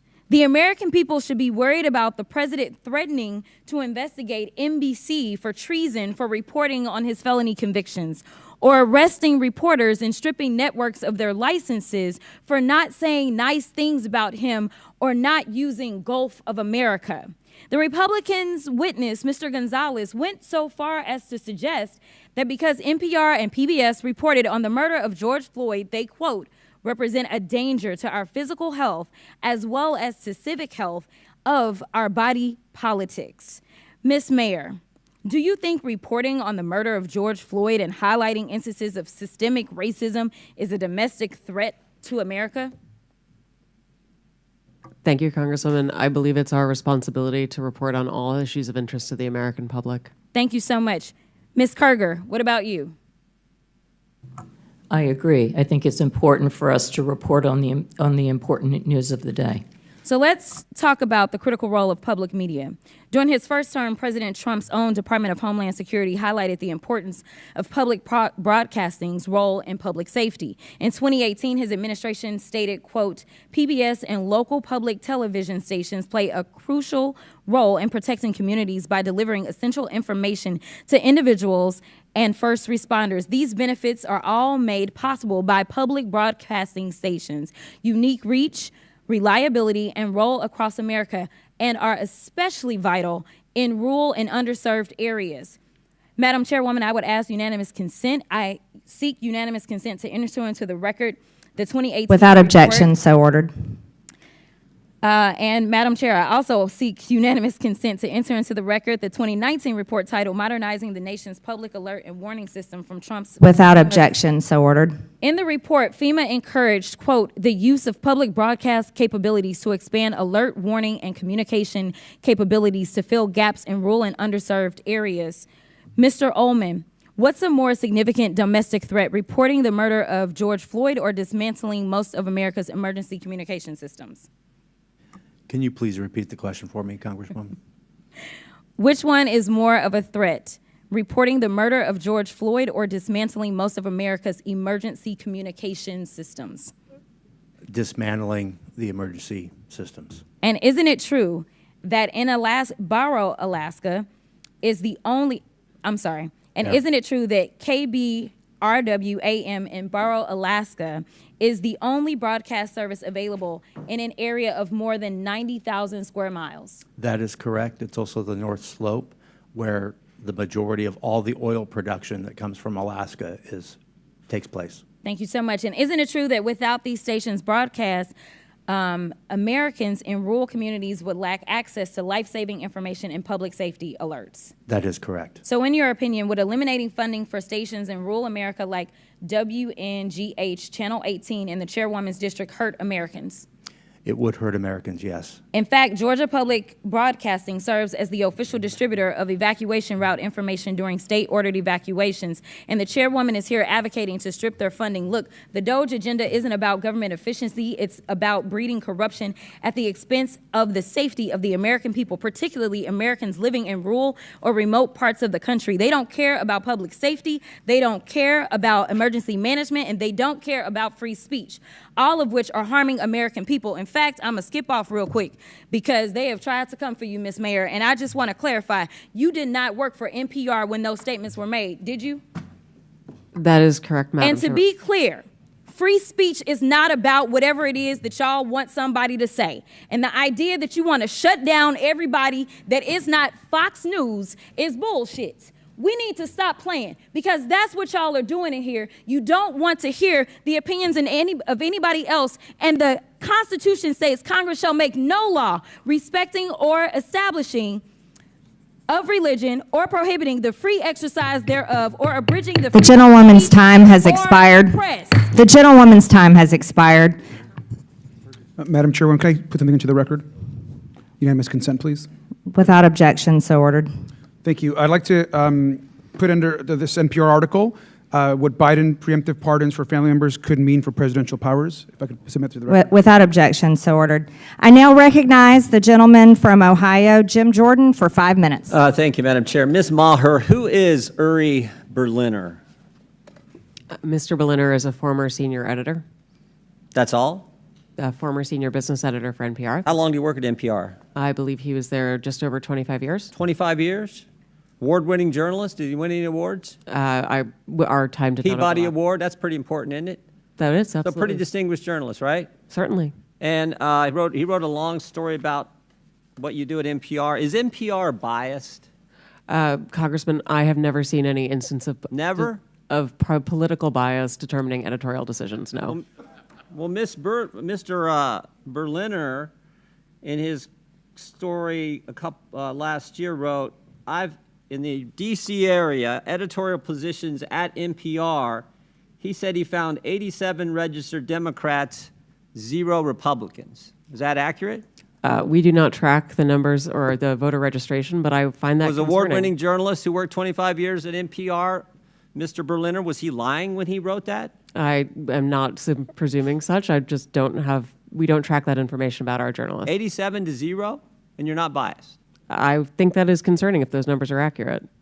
It's I mean, it wasn't 44-43, it wasn't 60-27, it wasn't 70-17, it wasn't even 80-7. It was 87 Democrats, 0 Republicans, and you say NPR is not biased. How about the big stories over the last few years? According to Mr. Berliner, again, he wrote on the Trump-Russia story, he wrote, at NPR, we hitched our wagon to Trump's most visible antagonist, Representative Adam Schiff. They said they interviewed him 25 times. Is that accurate? I was not there at the time, but those numbers sound accurate. Yes. Those sound accurate. But then he said when the Mueller report came out and Robert Mueller said he found no evidence of collusion, he said Russiagate faded from our programming. Is that accurate? Again, I was not there at the time. I couldn't say. You couldn't say? I was not at NPR at the You time. didn't prepare for that? You knew we were going to ask you about this guy, didn't you? It's come up like 6,000 times already in the hearing. I just couldn't say whether it faded from our coverage, sir. How about this story? October 2020, the New York Post had the Hunter Biden laptop story, and one of those editors, I guess one of those 87 Democrat editors, said this: we don't want to waste our time on stories that are not really stories. We don't want to waste the listeners' and readers' times on stories that are just pure distractions. Was that a pure distraction story? Our current editorial leadership believes that that was a mistake, as do I. Yeah, the whole country knows that was a mistake. Definitely impacted the election, or I think it certainly impacted the election. How about the COVID origin story? That's a pretty big story too, right? Mr. Berliner said, we became fervent members of the team natural origin, even declaring that the lab leak was debunked by scientists. Turns out, though, the lab leak is what most people think actually caused the COVID virus. Sorry, is there a question there? There is. You guys were 0 for 3 on the three of the biggest stories in the last 5 years. You guys were 0 for 3, and yet you maintain that NPR is not biased? Congressman, I do not believe we are politically biased. No, we are a nonpartisan organization. Nonpartisan organization. What's happening to your listeners over the last 5 years? Went up, down, or stayed the same? It has gone up and down and is now going back up. Well, I thought 5 years ago it was at 60 million. And you said in your opening statement, I think 43 million. That's correct. So 43 million now, and it was at 60 million 5 years ago.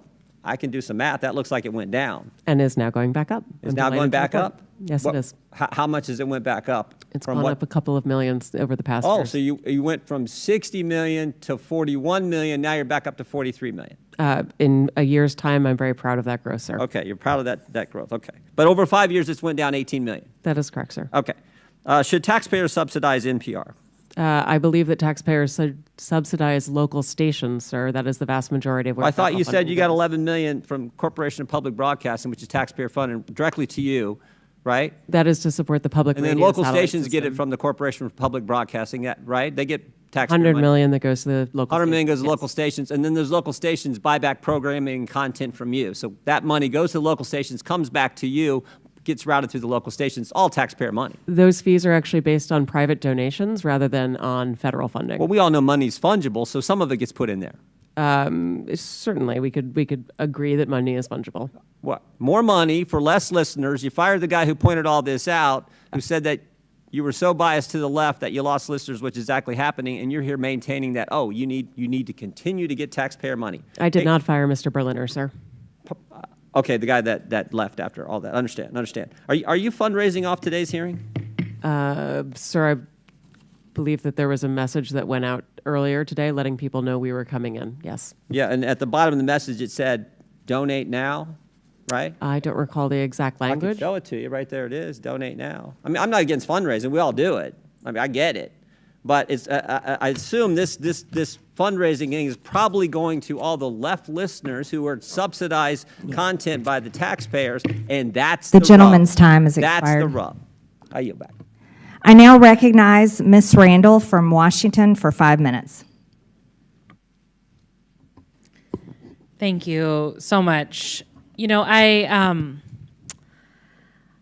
new to Congress. This is my first term, and I came from a legislative body that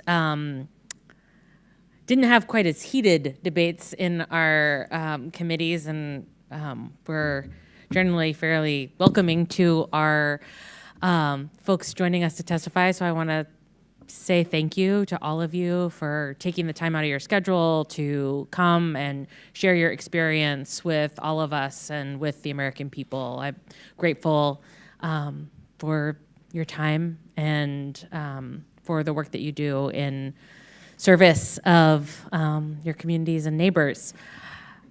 You know, American families used to get all the same news, right? Folks would have access to a handful of news channels. They would watch the same nightly news programs. They would go from one to the other, and we could all agree on what was happening in our country.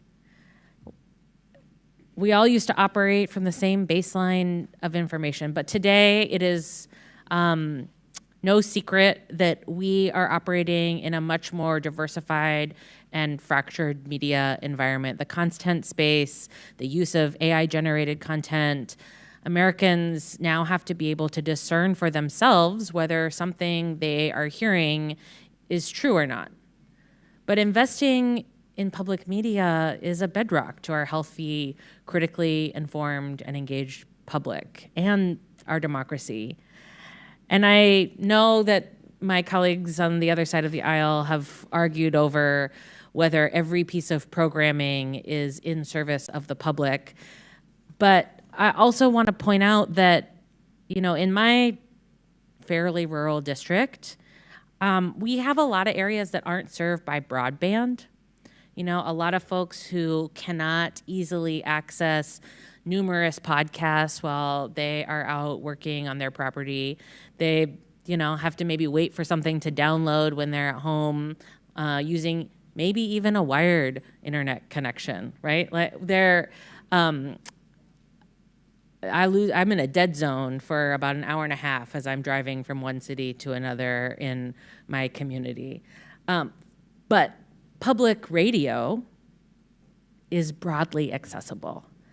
And it's important for, you know, folks counting on the weather report, for kids who are, you know, in pre-kindergarten who are watching Elmo and learning to count and do math. It's important for the young people who, you know, were home during COVID and were able to continue learning with the help of public broadcasting. I think we have a lot of problems in this country, a lot of problems that we should be tackling for regular Americans who are struggling to afford to live, to afford housing, to afford healthcare, to be able to live the lives that they dream of for themselves and their children. I think we've got some national security concerns that have been talked about a lot in this committee. But I think talking about defunding public broadcasting and public media is an egregious misuse of our time here. Mr. Ullman, when we talk about cutting funds for the Corporation for Public Broadcasting, we're talking about those local small stations that rely on that money. 70% of Corporation for Public Broadcasting funding goes directly to public radio. I know you've worked in Tacoma in the past. I kind of attest to how rural some parts of Western Washington are. It's not all Tacoma. What role do public media stations like NPR and PBS play in supporting local stations? What kind of programming do they provide? The local communities are at the heart of the work we do. As I shared in my opening remarks, we talk about the people and the places there. You bring up a memory of mine. Chehalis, Aberdeen, Hoquiam area, KBTC was the only public television station there.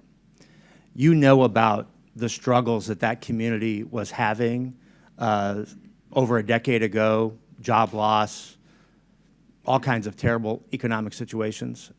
We provided educational services there with a $500,000 local grant that we partnered with the community on. It was incredible work. We do the same thing in Alaska with military families, homeschoolers, elementary schools. Those are the pieces we provide. And then local news stories that people can use about where they live and what they do. That's what we do. That would be lost. Thank you so much. Madam Chair, I yield back. Thank you. I now recognize the gentleman from Tennessee, Mr. Burchett, for 5 minutes. Thank you, Chair Lady. Ms. Carter, is it true that HBO bought the rights to Sesame Street? No, it did not. It developed, Sesame Street entered an arrangement with HBO for a number of years. And it was a paid arrangement, correct? Yes, which allowed us to get the series for free during the period of that time. How much money was transacted during I don't know. Sesame Street is a private organization. It is separate from ours. Okay. Ms. Meyer, what about Lee Greenwood's God Bless the USA as propaganda?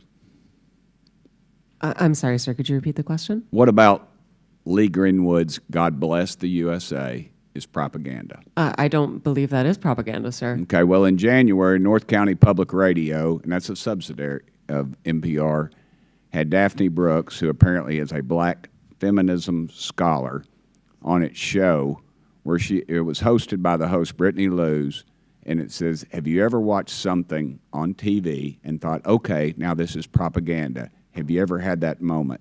To which Daphne Brooks replied, whenever I see Lee Greenwood singing Proud to Be an American. I believe that represents the individual we interviewed on air, not the position. And of yet you NPR. say there's no bias on NPR. That is not a position That is of not a NPR. biased statement, ma'am. That is not even both parties wrap themselves around this song every time there's a national conflict. Lee Greenwood sings it, and he does a beautiful job, but you say there is no bias in NPR. That is that individual's opinion, and she, of course, is entitled to it, but that is not the position of NPR. Ma'am, you said in your opening statement that you were going to be transformative, and I believe you failed to do that. Let me ask you, why did you call President Trump a fascist and a deranged racist sociopath in 2020? Congressman, I appreciate the opportunity to address this. I regret those tweets. I would not tweet them again today. They represented a time where I was reflecting on something that I believe that the president had said rather than who he is. I don't presume that anyone is a racist. You don't believe anyone is a racist? I don't start by presuming anyone is a racist, sir. Okay. Has NPR or PBS ever conducted an internal review to assess whether conservative or right-leaning perspectives are fairly representative news and programming? Congressman, what we look at is the distribution of people who listen to our work, and we can tell you, and I'm proud to tell you, that for our digital, our podcasts and our website, the distribution of Americans who come to NPR does reflect the political distribution of the nation. In fact, the distribution on our websites, 33% of folks who come are conservative versus 28% who are liberal, and the rest identify as independent. So the largest group is conservatives who come to NPR's websites. So you believe that most Americans think President Trump is a fascist and a deranged racist sociopath? I don't believe that at all, sir. Okay. Ma'am? We obviously are constantly looking at the voices that we bring forward. We take to heart our commitment to bringing forward perspectives from across the country. Our programming comes from our local stations. And I mentioned in my opening comment the series that we did out of Arkansas, Southern Storytellers. That's just one little example. 10% of our schedule is news.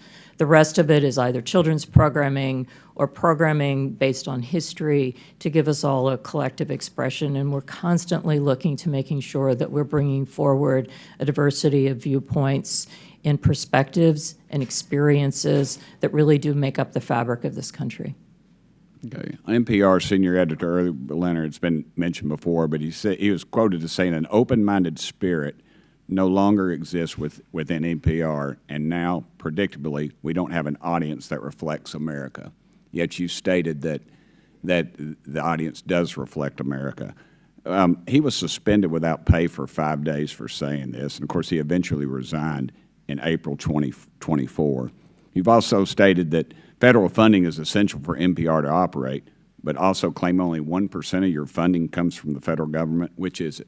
Mr. Berliner was suspended for the outside work policy, not for what he said, sir. In terms of federal funding, the federal funds go to support our operation of the public radio satellite system, which enables all of our local stations to be able to communicate information and broadcast, including— As stated earlier, ma'am, funding is very fungible. It flows wherever it needs to. I don't buy that argument. We do have I a wonder separate if any of the balance sheet for members that, of the sir. committee would comment real quickly. Would you agree that Real America's Voice, Newsmax, Fox, or News Nation, if they were to see federal funds, would you all support that? Yes or no? Mr. Ullman? Yes or no? I'd have to get back to you on that. Ma'am? Yeah. I actually don't have an opinion about that. Ma'am? I don't have an opinion about that, sir. That would be Congress's decision. Thank you, Chair Lady. Thank you. I now yield to the gentleman from California, Mr. Khanna, for 5 minutes. Thank you, Madam Chair, and thank you for allowing me to wave on to the committee. Mr. Gonzalez, I read with interest your testimony. It was so angry, so I thought I'd try to lighten things up a little bit. Who are 3 of your favorite characters on Daniel Tiger, or what episodes are your favorites? Representative Khanna, thank you very much for the opportunity to lighten up. I think I've taken a time machine here. Sesame Street went to HBO. Daniel Tiger, do you have some favorite characters? Oh, the owl, any of them? No, none. What does Ugga Mugga mean to you? Nothing. You've never heard the expression Ugga Mugga? Yeah, I don't think so, no. It's affection. Have you ever watched a Daniel Tiger show or know any families who watch a Daniel Tiger show? I don't think so, no. You've never watched one? You have I've never strong seen Daniel opinions on Tiger. it, Sorry, but I thought, do you know what Daniel Tiger is a successor to? I don't know Daniel Tiger, so I don't know what he's a successor No, the to. show. What it's a successor to? Do you know? No. You really don't know? No, Honestly? I really don't. I'm on the You know oath. all the history. It's a successor to Mr. Rogers. Oh, there you go. Okay. Yeah. Mr. Rogers, I know. Okay. Are you familiar with his 1969 testimony? I am. He said, I want to quote, because it's one of my favorites. I studied this actually going to school. It's some of the most effective testimony in Congress. He said, I give an expression of care every day to each child to help him realize that he is unique. I end the program by saying, you've made this day a special day by just being you. There's no person in the whole world like you, and I like you just the way you are. Senator Pastor was a hard-headed fiscal conservative, said he got goosebumps by that testimony, and it's what convinced him to fund the public broadcast. You've said you wouldn't have funded it. Do you think Senator Pastor made a mistake back then? Oh, yeah, absolutely. I think I agree with Fred Friendly, who testified and said, you would have voted against? I would have voted, yes, I don't think that you should have state broadcasters. Now, what is the cost of public broadcasting as a percent of the federal budget? I don't know, but it is Yes, come on, you're talking about the $36 trillion of debt that we have. You're saying this is a really important thing that we need to cut. You didn't research out what percent it's it is? important in principle, Well, and the principle is a different thing. You're saying this is an effective strategy to cut debt, and you have no idea what it was 5% of the discretionary cuts in the GOP. It's 0.01%. Right, but it was 5% of the discretionary cuts in the 17 budget. 0.01% of the federal budget. That's one of the reasons Senator Pastor said, it's worth it in an investment in American kids. Now, you said Sesame Street is a private organization, or Sesame Street is going private. I didn't understand that because Sesame Workshop is a nonprofit. What did you mean by private? Well, I mean, it's a nonprofit. It's separate from. But it gets public funding. Were you talking about the HBO thing? Yes. Do you realize that HBO just canceled with them? And I do. Yes. And the reason they canceled them, and I'm trying to explain why Senator Pastor funded this. And if you talk to families who watch Daniel Tiger, maybe you'd appreciate it. The reason they canceled it is because it wasn't making a profit. See, because when you try to do Daniel Tiger or Sesame Street, and you try to do what Mr. Rogers was talking about, helping the emotional and social development of kids, it's not easy. You got to hire people who are child psychologists. You have to hire people who are educationalists. A lot goes into this. And HBO said, you know what? It's not making money. We rather put on things that are geared towards adults or that are going to be conflicts. We aren't making money on this. And the whole reason Senator Pastor said that we're going to fund this, I know you kind of mocked in your testimony the kids, but the whole reason was that when you make programming for children to help their social and emotional development, it costs so much money to do, and it's a public good, then not everything has to be about profit.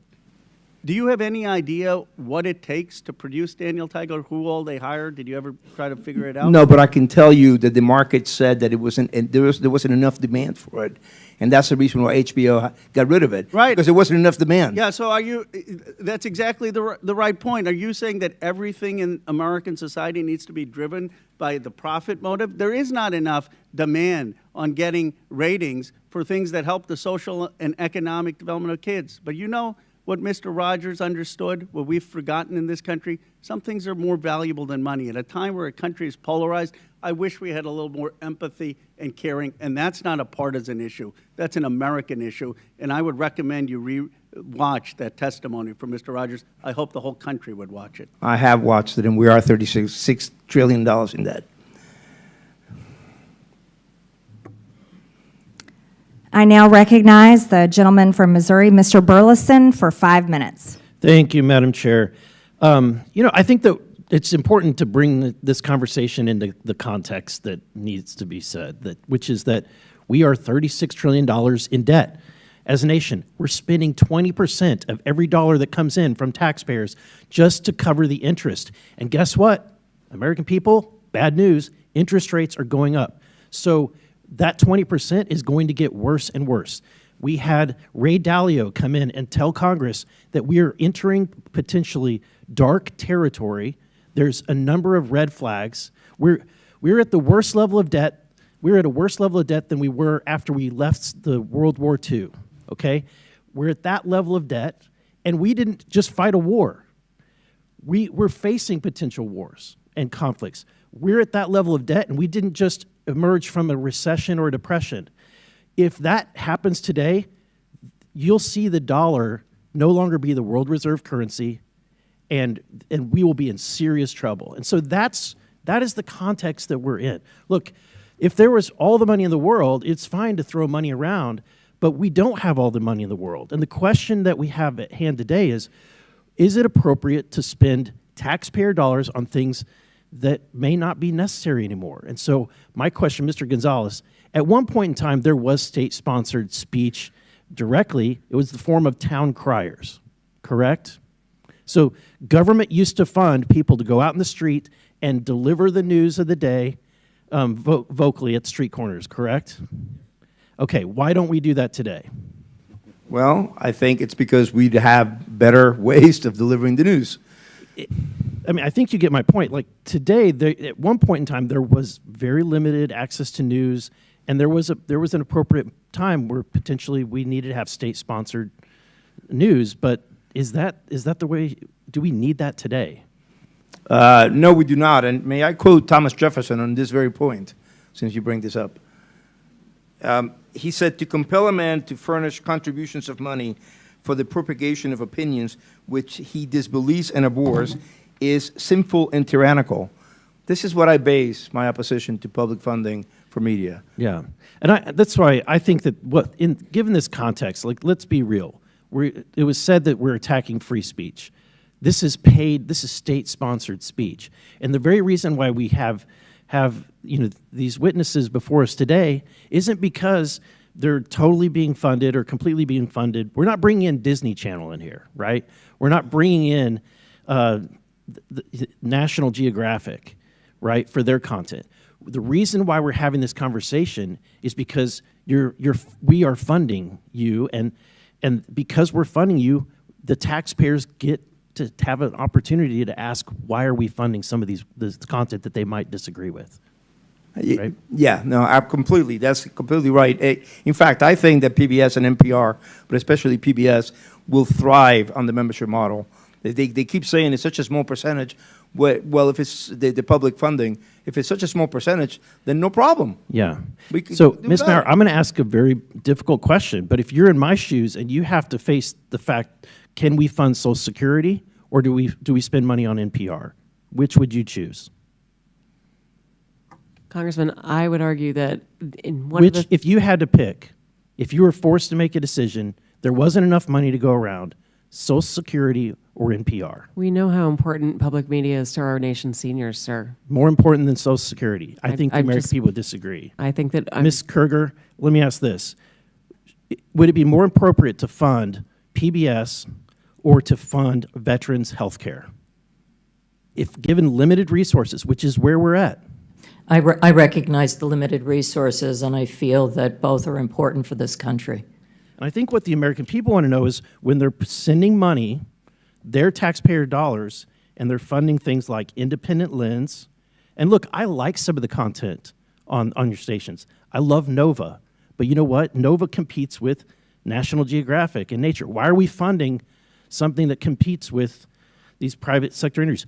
I like Sesame Street, but I also know that it's competing directly with Handy Manny, Doc McStuffins, and Little Einsteins, right? Those exist, and we're not funding them. They're not here having to defend their content. But because we are funding it, I'm going to ask you, why are we funding episodes of Real Lens, Independent Lens, about an episode called Real Boy, a trans teen navigates adolescent sobriety and physical emotional ramifications? That's what the American people want to know. Social Security. We're out of time, but our witnesses can answer the questions. Thank you, Madam Chair. That was a documentary that was produced for adults as part of our primetime audience, and it was part of a point of view that we share to try to help people understand the wide breadth of experiences of people across the country. Thank you, Madam Chair. I now recognize the gentlewoman from the District of Columbia, Ms. Norton, for 5 minutes. Thank you, Madam Chair. I would like to thank the witnesses for being here today. I am a strong supporter of public broadcasting, and I am a regular listener and watcher of the public broadcasting stations here in D.C. Public broadcasting is a public good. WETA's DC's local PBS station is proudly home to the world's longest running high school quiz show. For over 60 years, the show, It's Academic, has showcased some of the best and brightest high school students in the capital region. President Reagan once praised It's Academic as, quote, a reminder of the importance of education, end quote. And even Supreme Court Justice Clarence Thomas made a guest appearance. One area student who competed on the show said, quote, it's made me a lot smarter, end quote. And, quote, getting to say that I've been on a TV show is really cool, end quote. It's Academic is just one example of local public media programming that celebrates and lifts up the community. Mr. Ullman, in your experience as head of the Alaska Public Media, why is it important for public media to elevate local voices? Thank you so much for that question. There are stories to be told all over this great nation of ours. And one of the things that I take the utmost pride in is being someone who can provide the strategy and build the resources and build the capacity to ensure that we can capture video about those uniquely Alaskan stories. We can capture audio about those uniquely Alaskan stories. And what we do is we take that opportunity to not only tell those stories for ourselves within our great state, but we also work with our national partners. This local national partnership is essential. Without PBS, without NPR, you wouldn't hear stories, news stories, public affairs stories, community stories from Alaska. You wouldn't see them on the PBS NewsHour. This is vital. It's vital for Alaskans to know that they're connected to their nation and that what we do in Alaska matters to our nation. Thank you again for that question. Ms. Kruger, I would love to hear your bigger picture taker on this. If PBS stations are suddenly taken off the air, what would be lost to communities across the country? I've spent a good part of my time as the president of PBS traveling and visiting our stations across the country because I feel for me to do my job well, I need to understand what the role of our stations are in communities. That means spending time not just with station management, but also with people in the community. So I've been to all 50 states. And the reason that we are here and the reason that we are arguing so passionately for funding, recognizing there are very difficult challenges in our country right now is that many of our smaller and actually medium-sized stations would not exist without the federal appropriation. And when you look at a station like Cookeville, Tennessee, which serves part of Appalachia, 50% of their budget comes from the federal government. Those are stations that I've seen that have small staffs that do extraordinary work. And those are the stations that I worry would not survive. This would be an existential moment for them. And that's why I think this is so important. The DC area NPR station similarly provides acclaimed programming, including up-to-the-minute news and local shows exploring the DC cultural scene and sharing stories from all over the city, including historically marginalized areas. The station also produces award-winning journalism, such as an investigative feature on local families coping with sickle cell disease. Throughout the country, more and more local news outlets are closing each day at a rate of more than 2 per week. This has made public radio reporting all the more important. Ms. Marr, why is it beneficial for journalists to live in the communities they cover? We'll let the witness quickly answer, and then we're out of time. Thank you so much, Madam Chair. We find that enabling public radio to continue to be funded allows for us to meet the needs of people who live in news deserts, and having journalists who are from that community means they can prioritize the needs of that community, whether it's sickle cell issues in DC or whether it's the price of sorghum in our agricultural heartland, whether it is thinking about the wildfires that we see across the center and west of our country, or whether it is the impact of storms across the Gulf and southern parts of our country. We recognize local journalists. They speak the language. They recognize the pronunciations of the places that they come from. They come from the community. It is tremendous value to enable that we are for America, from Americans, and all American voices are heard. The gentlelady's time has expired. I now recognize the gentleman from Texas, Mr. Fallon, for 5 minutes. Thank you, Madam Chair. Ms. Marr, do you believe that National Public Radio takes a balanced and fair approach to news, politics, culture, et cetera? Mr. Fallon, thank you for the question. I came into National Public Radio with I apologize. It's just that we have such limited time. Do you believe that to be true? I believe that we have work to do. We always do, in order to improve and to serve all Americans. More accurate than not that you're fair, or you're either fair or you're unfair. So what do you think you are? I believe we wake up every day with a desire to be fair, and it is part of why. You're not claiming that you're fair. You have a desire to be fair. Okay. So you would not describe NPR as objective and nonpartisan? I would. You would, okay. Ms. Kerger, same question for you. Would you believe the PBS is fair and objective and nonpartisan? Yes. Okay, thank you. Thank you for the quick answer, too. So I found it interesting that the CBP's recent goal was to promote efforts that ensure fact-based journalism that promotes a symphony of ideological viewpoints. You both agree with that goal? Yes. All right, wonderful. So, Ms. Kerger, in 2023, when PBS had a program, Washington Week with the Atlantic, and when President Biden's mental acuity was questioned, one of the reporters claimed the GOP was lying. Another reporter, Jeffrey Goldberg, who's been in the news of late, described Biden as, quote, mentally acute. Were you aware if there were any dissenting opinions on that program that day? I don't know from that day, no. There were not. But fortunately, there was a debate in, I believe, June of 2024, where the American people and the world found out just who was lying. The Democrats, Jeffrey Goldberg, and PBS. Ms. Marr, I'm sure you're aware that Hunter Biden had a laptop. I am, sir, yes. Okay. And there were many stories written about said laptop. Yes, sir. And in 2020, unfortunately, NPR's managing editor for news refused to cover the story, and he branded it a, quote, waste of time, not a real story, and a distraction.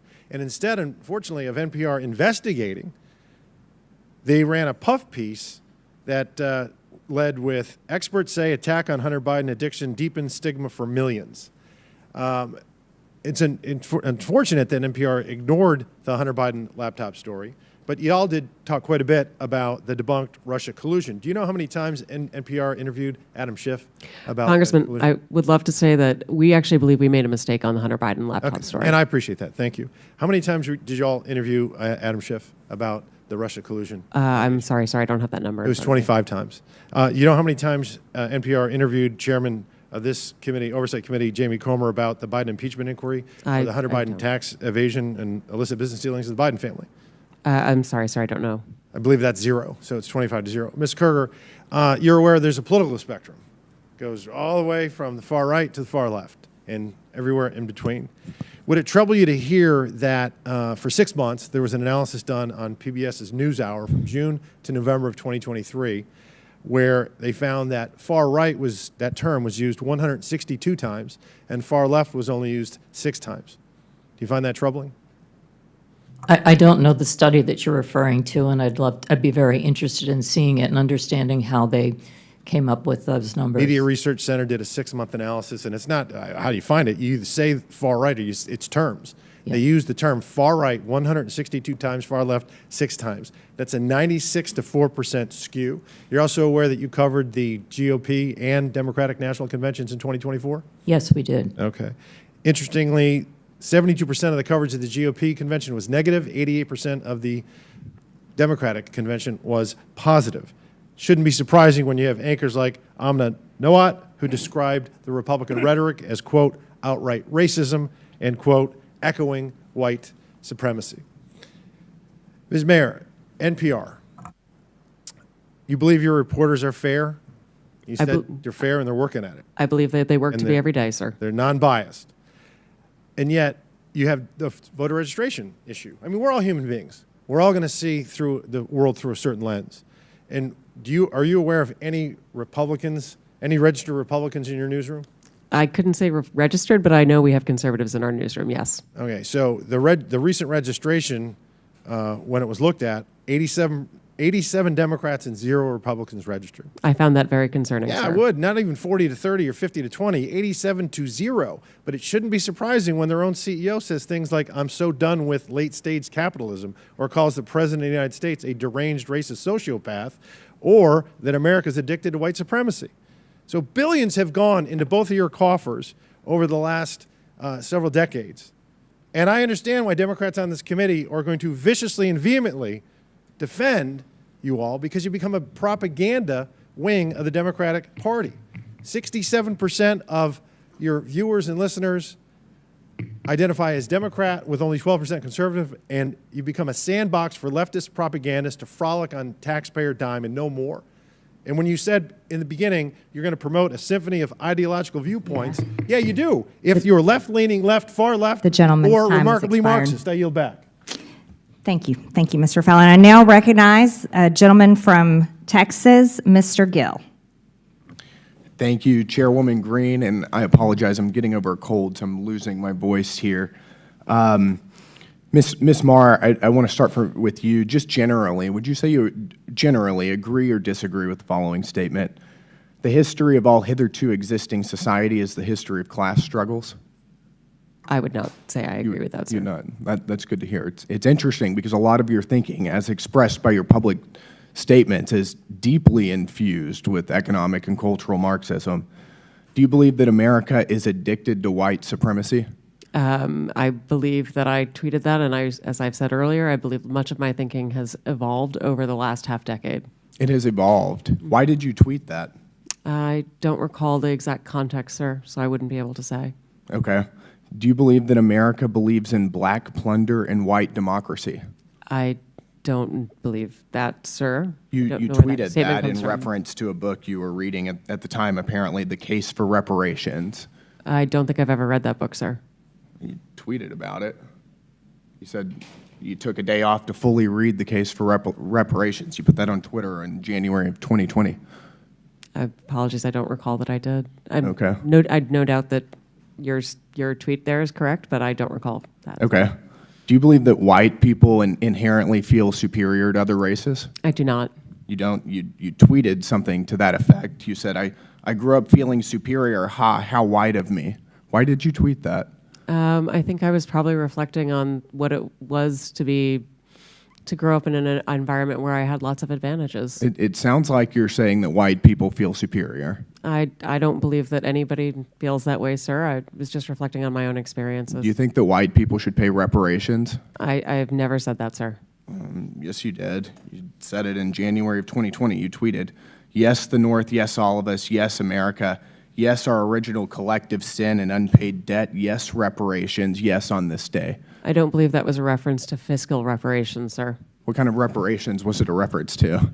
I think it was just a reference to the idea that we all owe much to the people who came before us. That's a bizarre way to frame what you tweeted. Okay, how much reparations have you personally paid? Sir, I don't believe that I've ever paid reparations. Okay, it's just for everybody else. I'm not asking anyone to pay Seems to be what you're reparations, sir. suggesting. Do you believe that looting is morally wrong? I believe that looting is illegal, and I refer to it as counterproductive. I think it should be prosecuted. Do you believe to the it's full extent of the morally law. wrong, though? Of course. Of course. Then why did you refer to it as counterproductive? It's a very different way to describe it. It is both morally wrong and counterproductive, as well as being You illegal. tweeted, "It's hard to be mad about protests," in reference to the BLM protests, not prioritizing the private property of a system of oppression. You didn't condemn the looting. You said that it was counterproductive. NPR also promoted a book called In Defense of Looting. Do you think that that's an appropriate use of taxpayer dollars?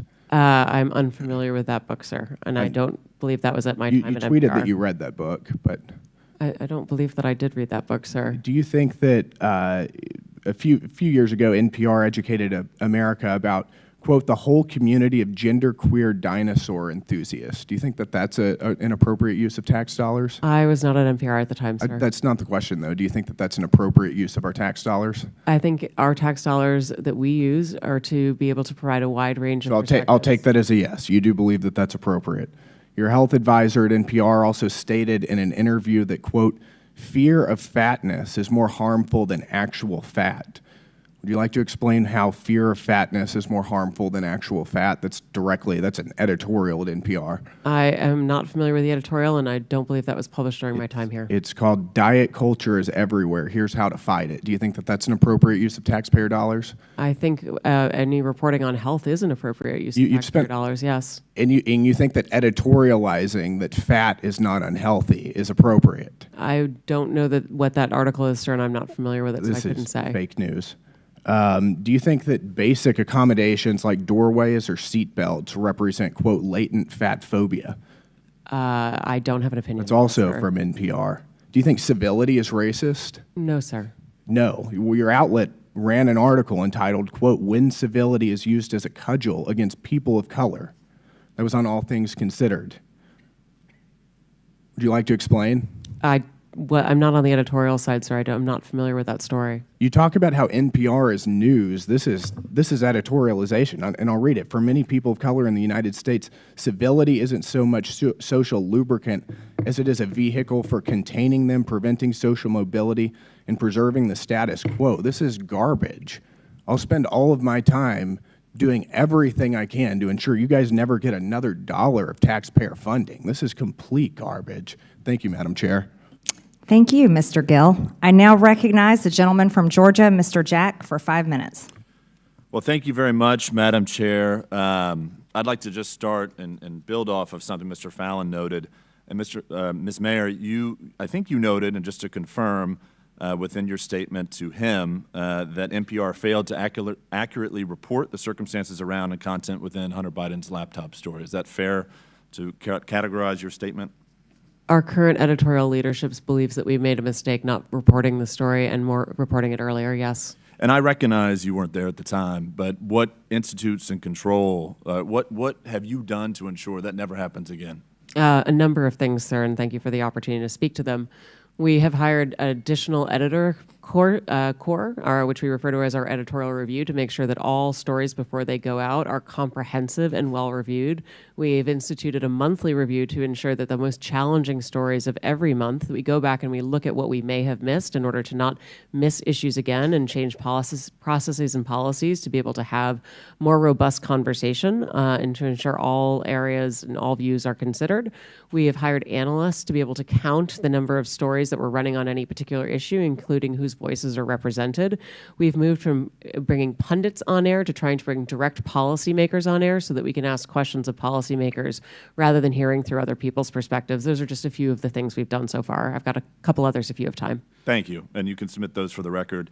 Would you suggest then that the failure to accurately report those circumstances and the content around that story, would you suggest today, as I feel and many others feel, that impacted the 2020 election? I could not say, sir. I don't know. Well, I ask because you have a broad viewership, broad listenership, and I'm just curious if it is so broad and it is so necessary for us to continue to give taxpayer funds, as you all submit, to me, to misaccurately report something that's incredibly important around a 2020 election is very concerning. So welcome another thought from you there. I believe that we made a mistake, as I said, and I believe that we have taken that to heart and are focused on how do we report and report effectively and in a timely fashion on all the issues that matter to all Americans. I hear your concern, sir, and I want you to know that we are truly working on this. I'd like to spend the rest of my time talking about funding, and I know that some of my colleagues talked about it a little bit today, but could you walk us through the amount of money that NPR receives from CPB annually? Yes, sure, sir. We receive $11.2 million this past year, the majority of which goes to the public radio satellite system, which we operate on behalf of the entire public radio network. We also received a smaller amount of funding in the course of the past year that went to help us hire those additional editors and analysts in order to be able to beef up that editorial review. We received funding to support the coverage of the recent election in order to make sure that we had our journalists all across the country and were able to speak to Americans of all different political backgrounds. And what percentage of your budget share comes from the federal government? Depending on what they get from private member donations. So the fees are not designed around federal funding. They're designed around what sort of direct private support and donations they receive from members and listeners. Well, I noted Mr. Jordan today suggested that you all are fundraising off this hearing today, and a question that I have then, if you receive less than 5%, and over today you've said that private funding helps support the mission and the work of NPR, could NPR survive without the 5% that we give NPR annually? My belief is that the funding is essential to the public radio system, and that is the 246 member stations, but the 1,300 stations across the nation, so that we're able, as a network, to serve all Americans with 100% coverage. If federal funding for our network goes away, it means that people in rural parts of America, places where they can't afford to make private donations to support their local journalism, those will be harmed. But, sir, if I may, the bigger harm as well, or the additional harm, is that Americans in places that are affluent or do have many media choices will not be able to hear from their fellow Americans that are often underheard. Bottom line, if the 5% went away, would NPR still exist? Well, it would be incredibly damaging to the national public radio system. I yield back. Just want to submit to the record. Turn your microphone on. Madam Chair, I'd just like to submit to the record this You asked flash unanimous drive. consent. I ask unanimous consent to submit to the record this flash drive containing 6 feet worth of documents documenting NPR and PBS's political bias. Without objection, so ordered. Thank you.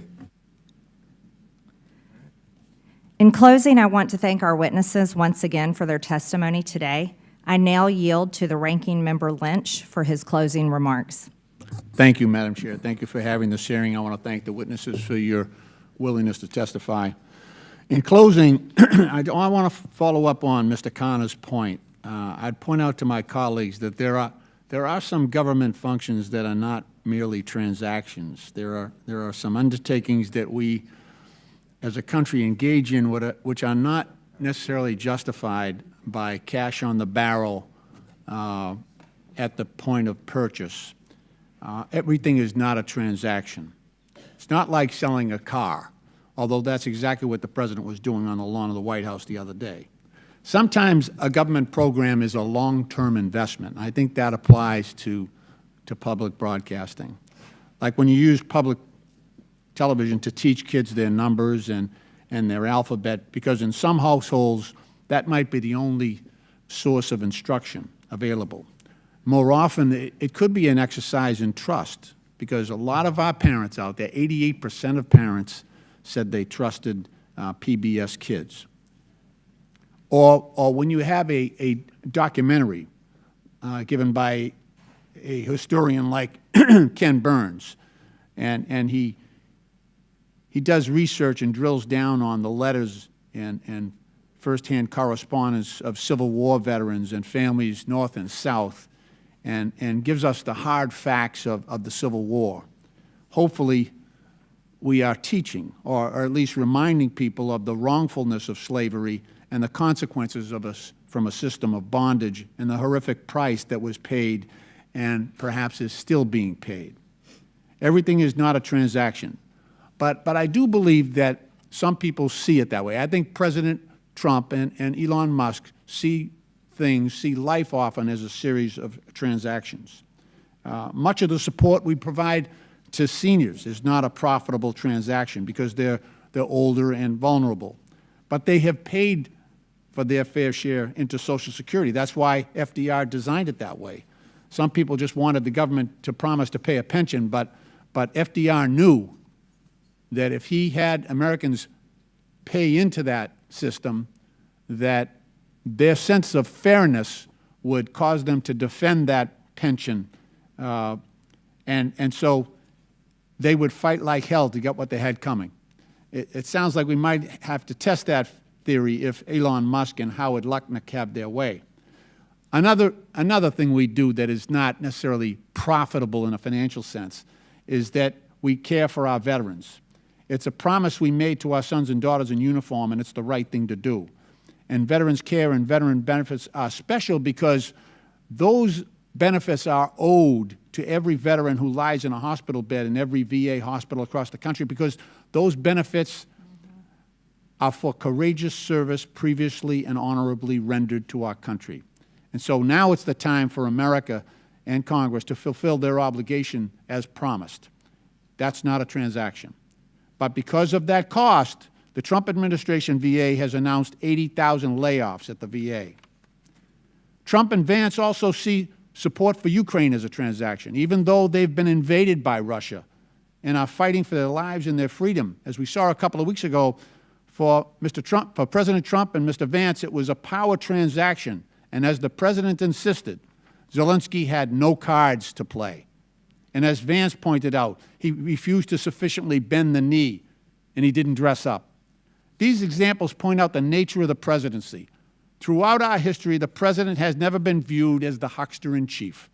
Instead, our most successful presidents have occupied a position of what could be seen as moral leadership, which might cause some to conclude that America is bankrupt right now. But I have hope in the genius of our Constitution, that the checks and balances of our government framework might once again compensate for that shortcoming in the White House. It could be that Congress might provide that balance, or it may be the judicial branch that steps into the breach, or it might require the ultimate source of power in our system, the people themselves, to demand that we fulfill our obligations to all those most vulnerable in our country, wounded veterans, seniors, children, and the poor, to whom so much is owed. Madam Chair, I appreciate the opportunity here to address this issue. I would have preferred that we were talking about the security breach that occurred recently, but perhaps that will be for another day. But I thank you for your courtesy, and I yield back. I now recognize myself for closing remarks. The United States is $36 trillion in debt. In fiscal year 2024, the government spent over $1.8 trillion more than it took in. And in fiscal year 2025, the interest on our debt is expected to exceed $1 trillion. As we continue investigating waste, fraud, and abuse, and we can look no further than the Corporation for Public Broadcasting. The LGBTQ indoctrination of our children, the systematic racism narrative, and the support for censorship being pushed by the heads of NPR and PBS are just several of the many abuses of taxpayer dollars. And if you are one of the select few who might support such content, you can personally support and fund it with your own money through private donations, because the reality is the United States of America is broke and can't afford it. And after all, PBS and NPR are already fundraising off of this committee hearing. The American people are closely following along today in this long-awaited hearing to hear the case for why Americans' hard-earned tax dollars should continue for public broadcasting. I think from what we have heard here today, the American people will not continue to allow such propaganda to be funded through the federal government with their hard-earned tax dollars. The Corporation for Public Broadcasting that we give over $500 million to no longer serves the public. It serves a narrow audience of wealthy, liberal elites who are out of touch with everyday Americans. Not only have the times changed and the American people who once needed these outlets can now access the news anywhere at any time, but the content that is being put out through these state-sponsored outlets is so radical, it is brainwashing the American people and, more significantly, American children with un-American, anti-family, pro-crime fake news. The American people do not support their taxpayer dollars going to NPR articles like, "How is sex determined? Scientists say it's complicated," which discusses how biological sex is not limited to male or female. Or another article about how stories on crime are rife with misinformation and racism. Or about how birds and trees are racist. Over a 7-month period, the Media Research Center discovered the PBS NewsHour gave over 90% of the airtime to the left on gender ideology stories, 90%. As mentioned earlier, PBS was the outlet that featured the child predator drag queen on the education show for kids ages 3 to 8 years old. And to clarify the record, because our witness, Ms. Kerger, lied under oath and said it wasn't featured on PBS, this show was aired on PBS on April 1st, 2021, and we will take a look at this video right now. We're using a TV today because our audio system is having problems. Let's go ahead and watch this video.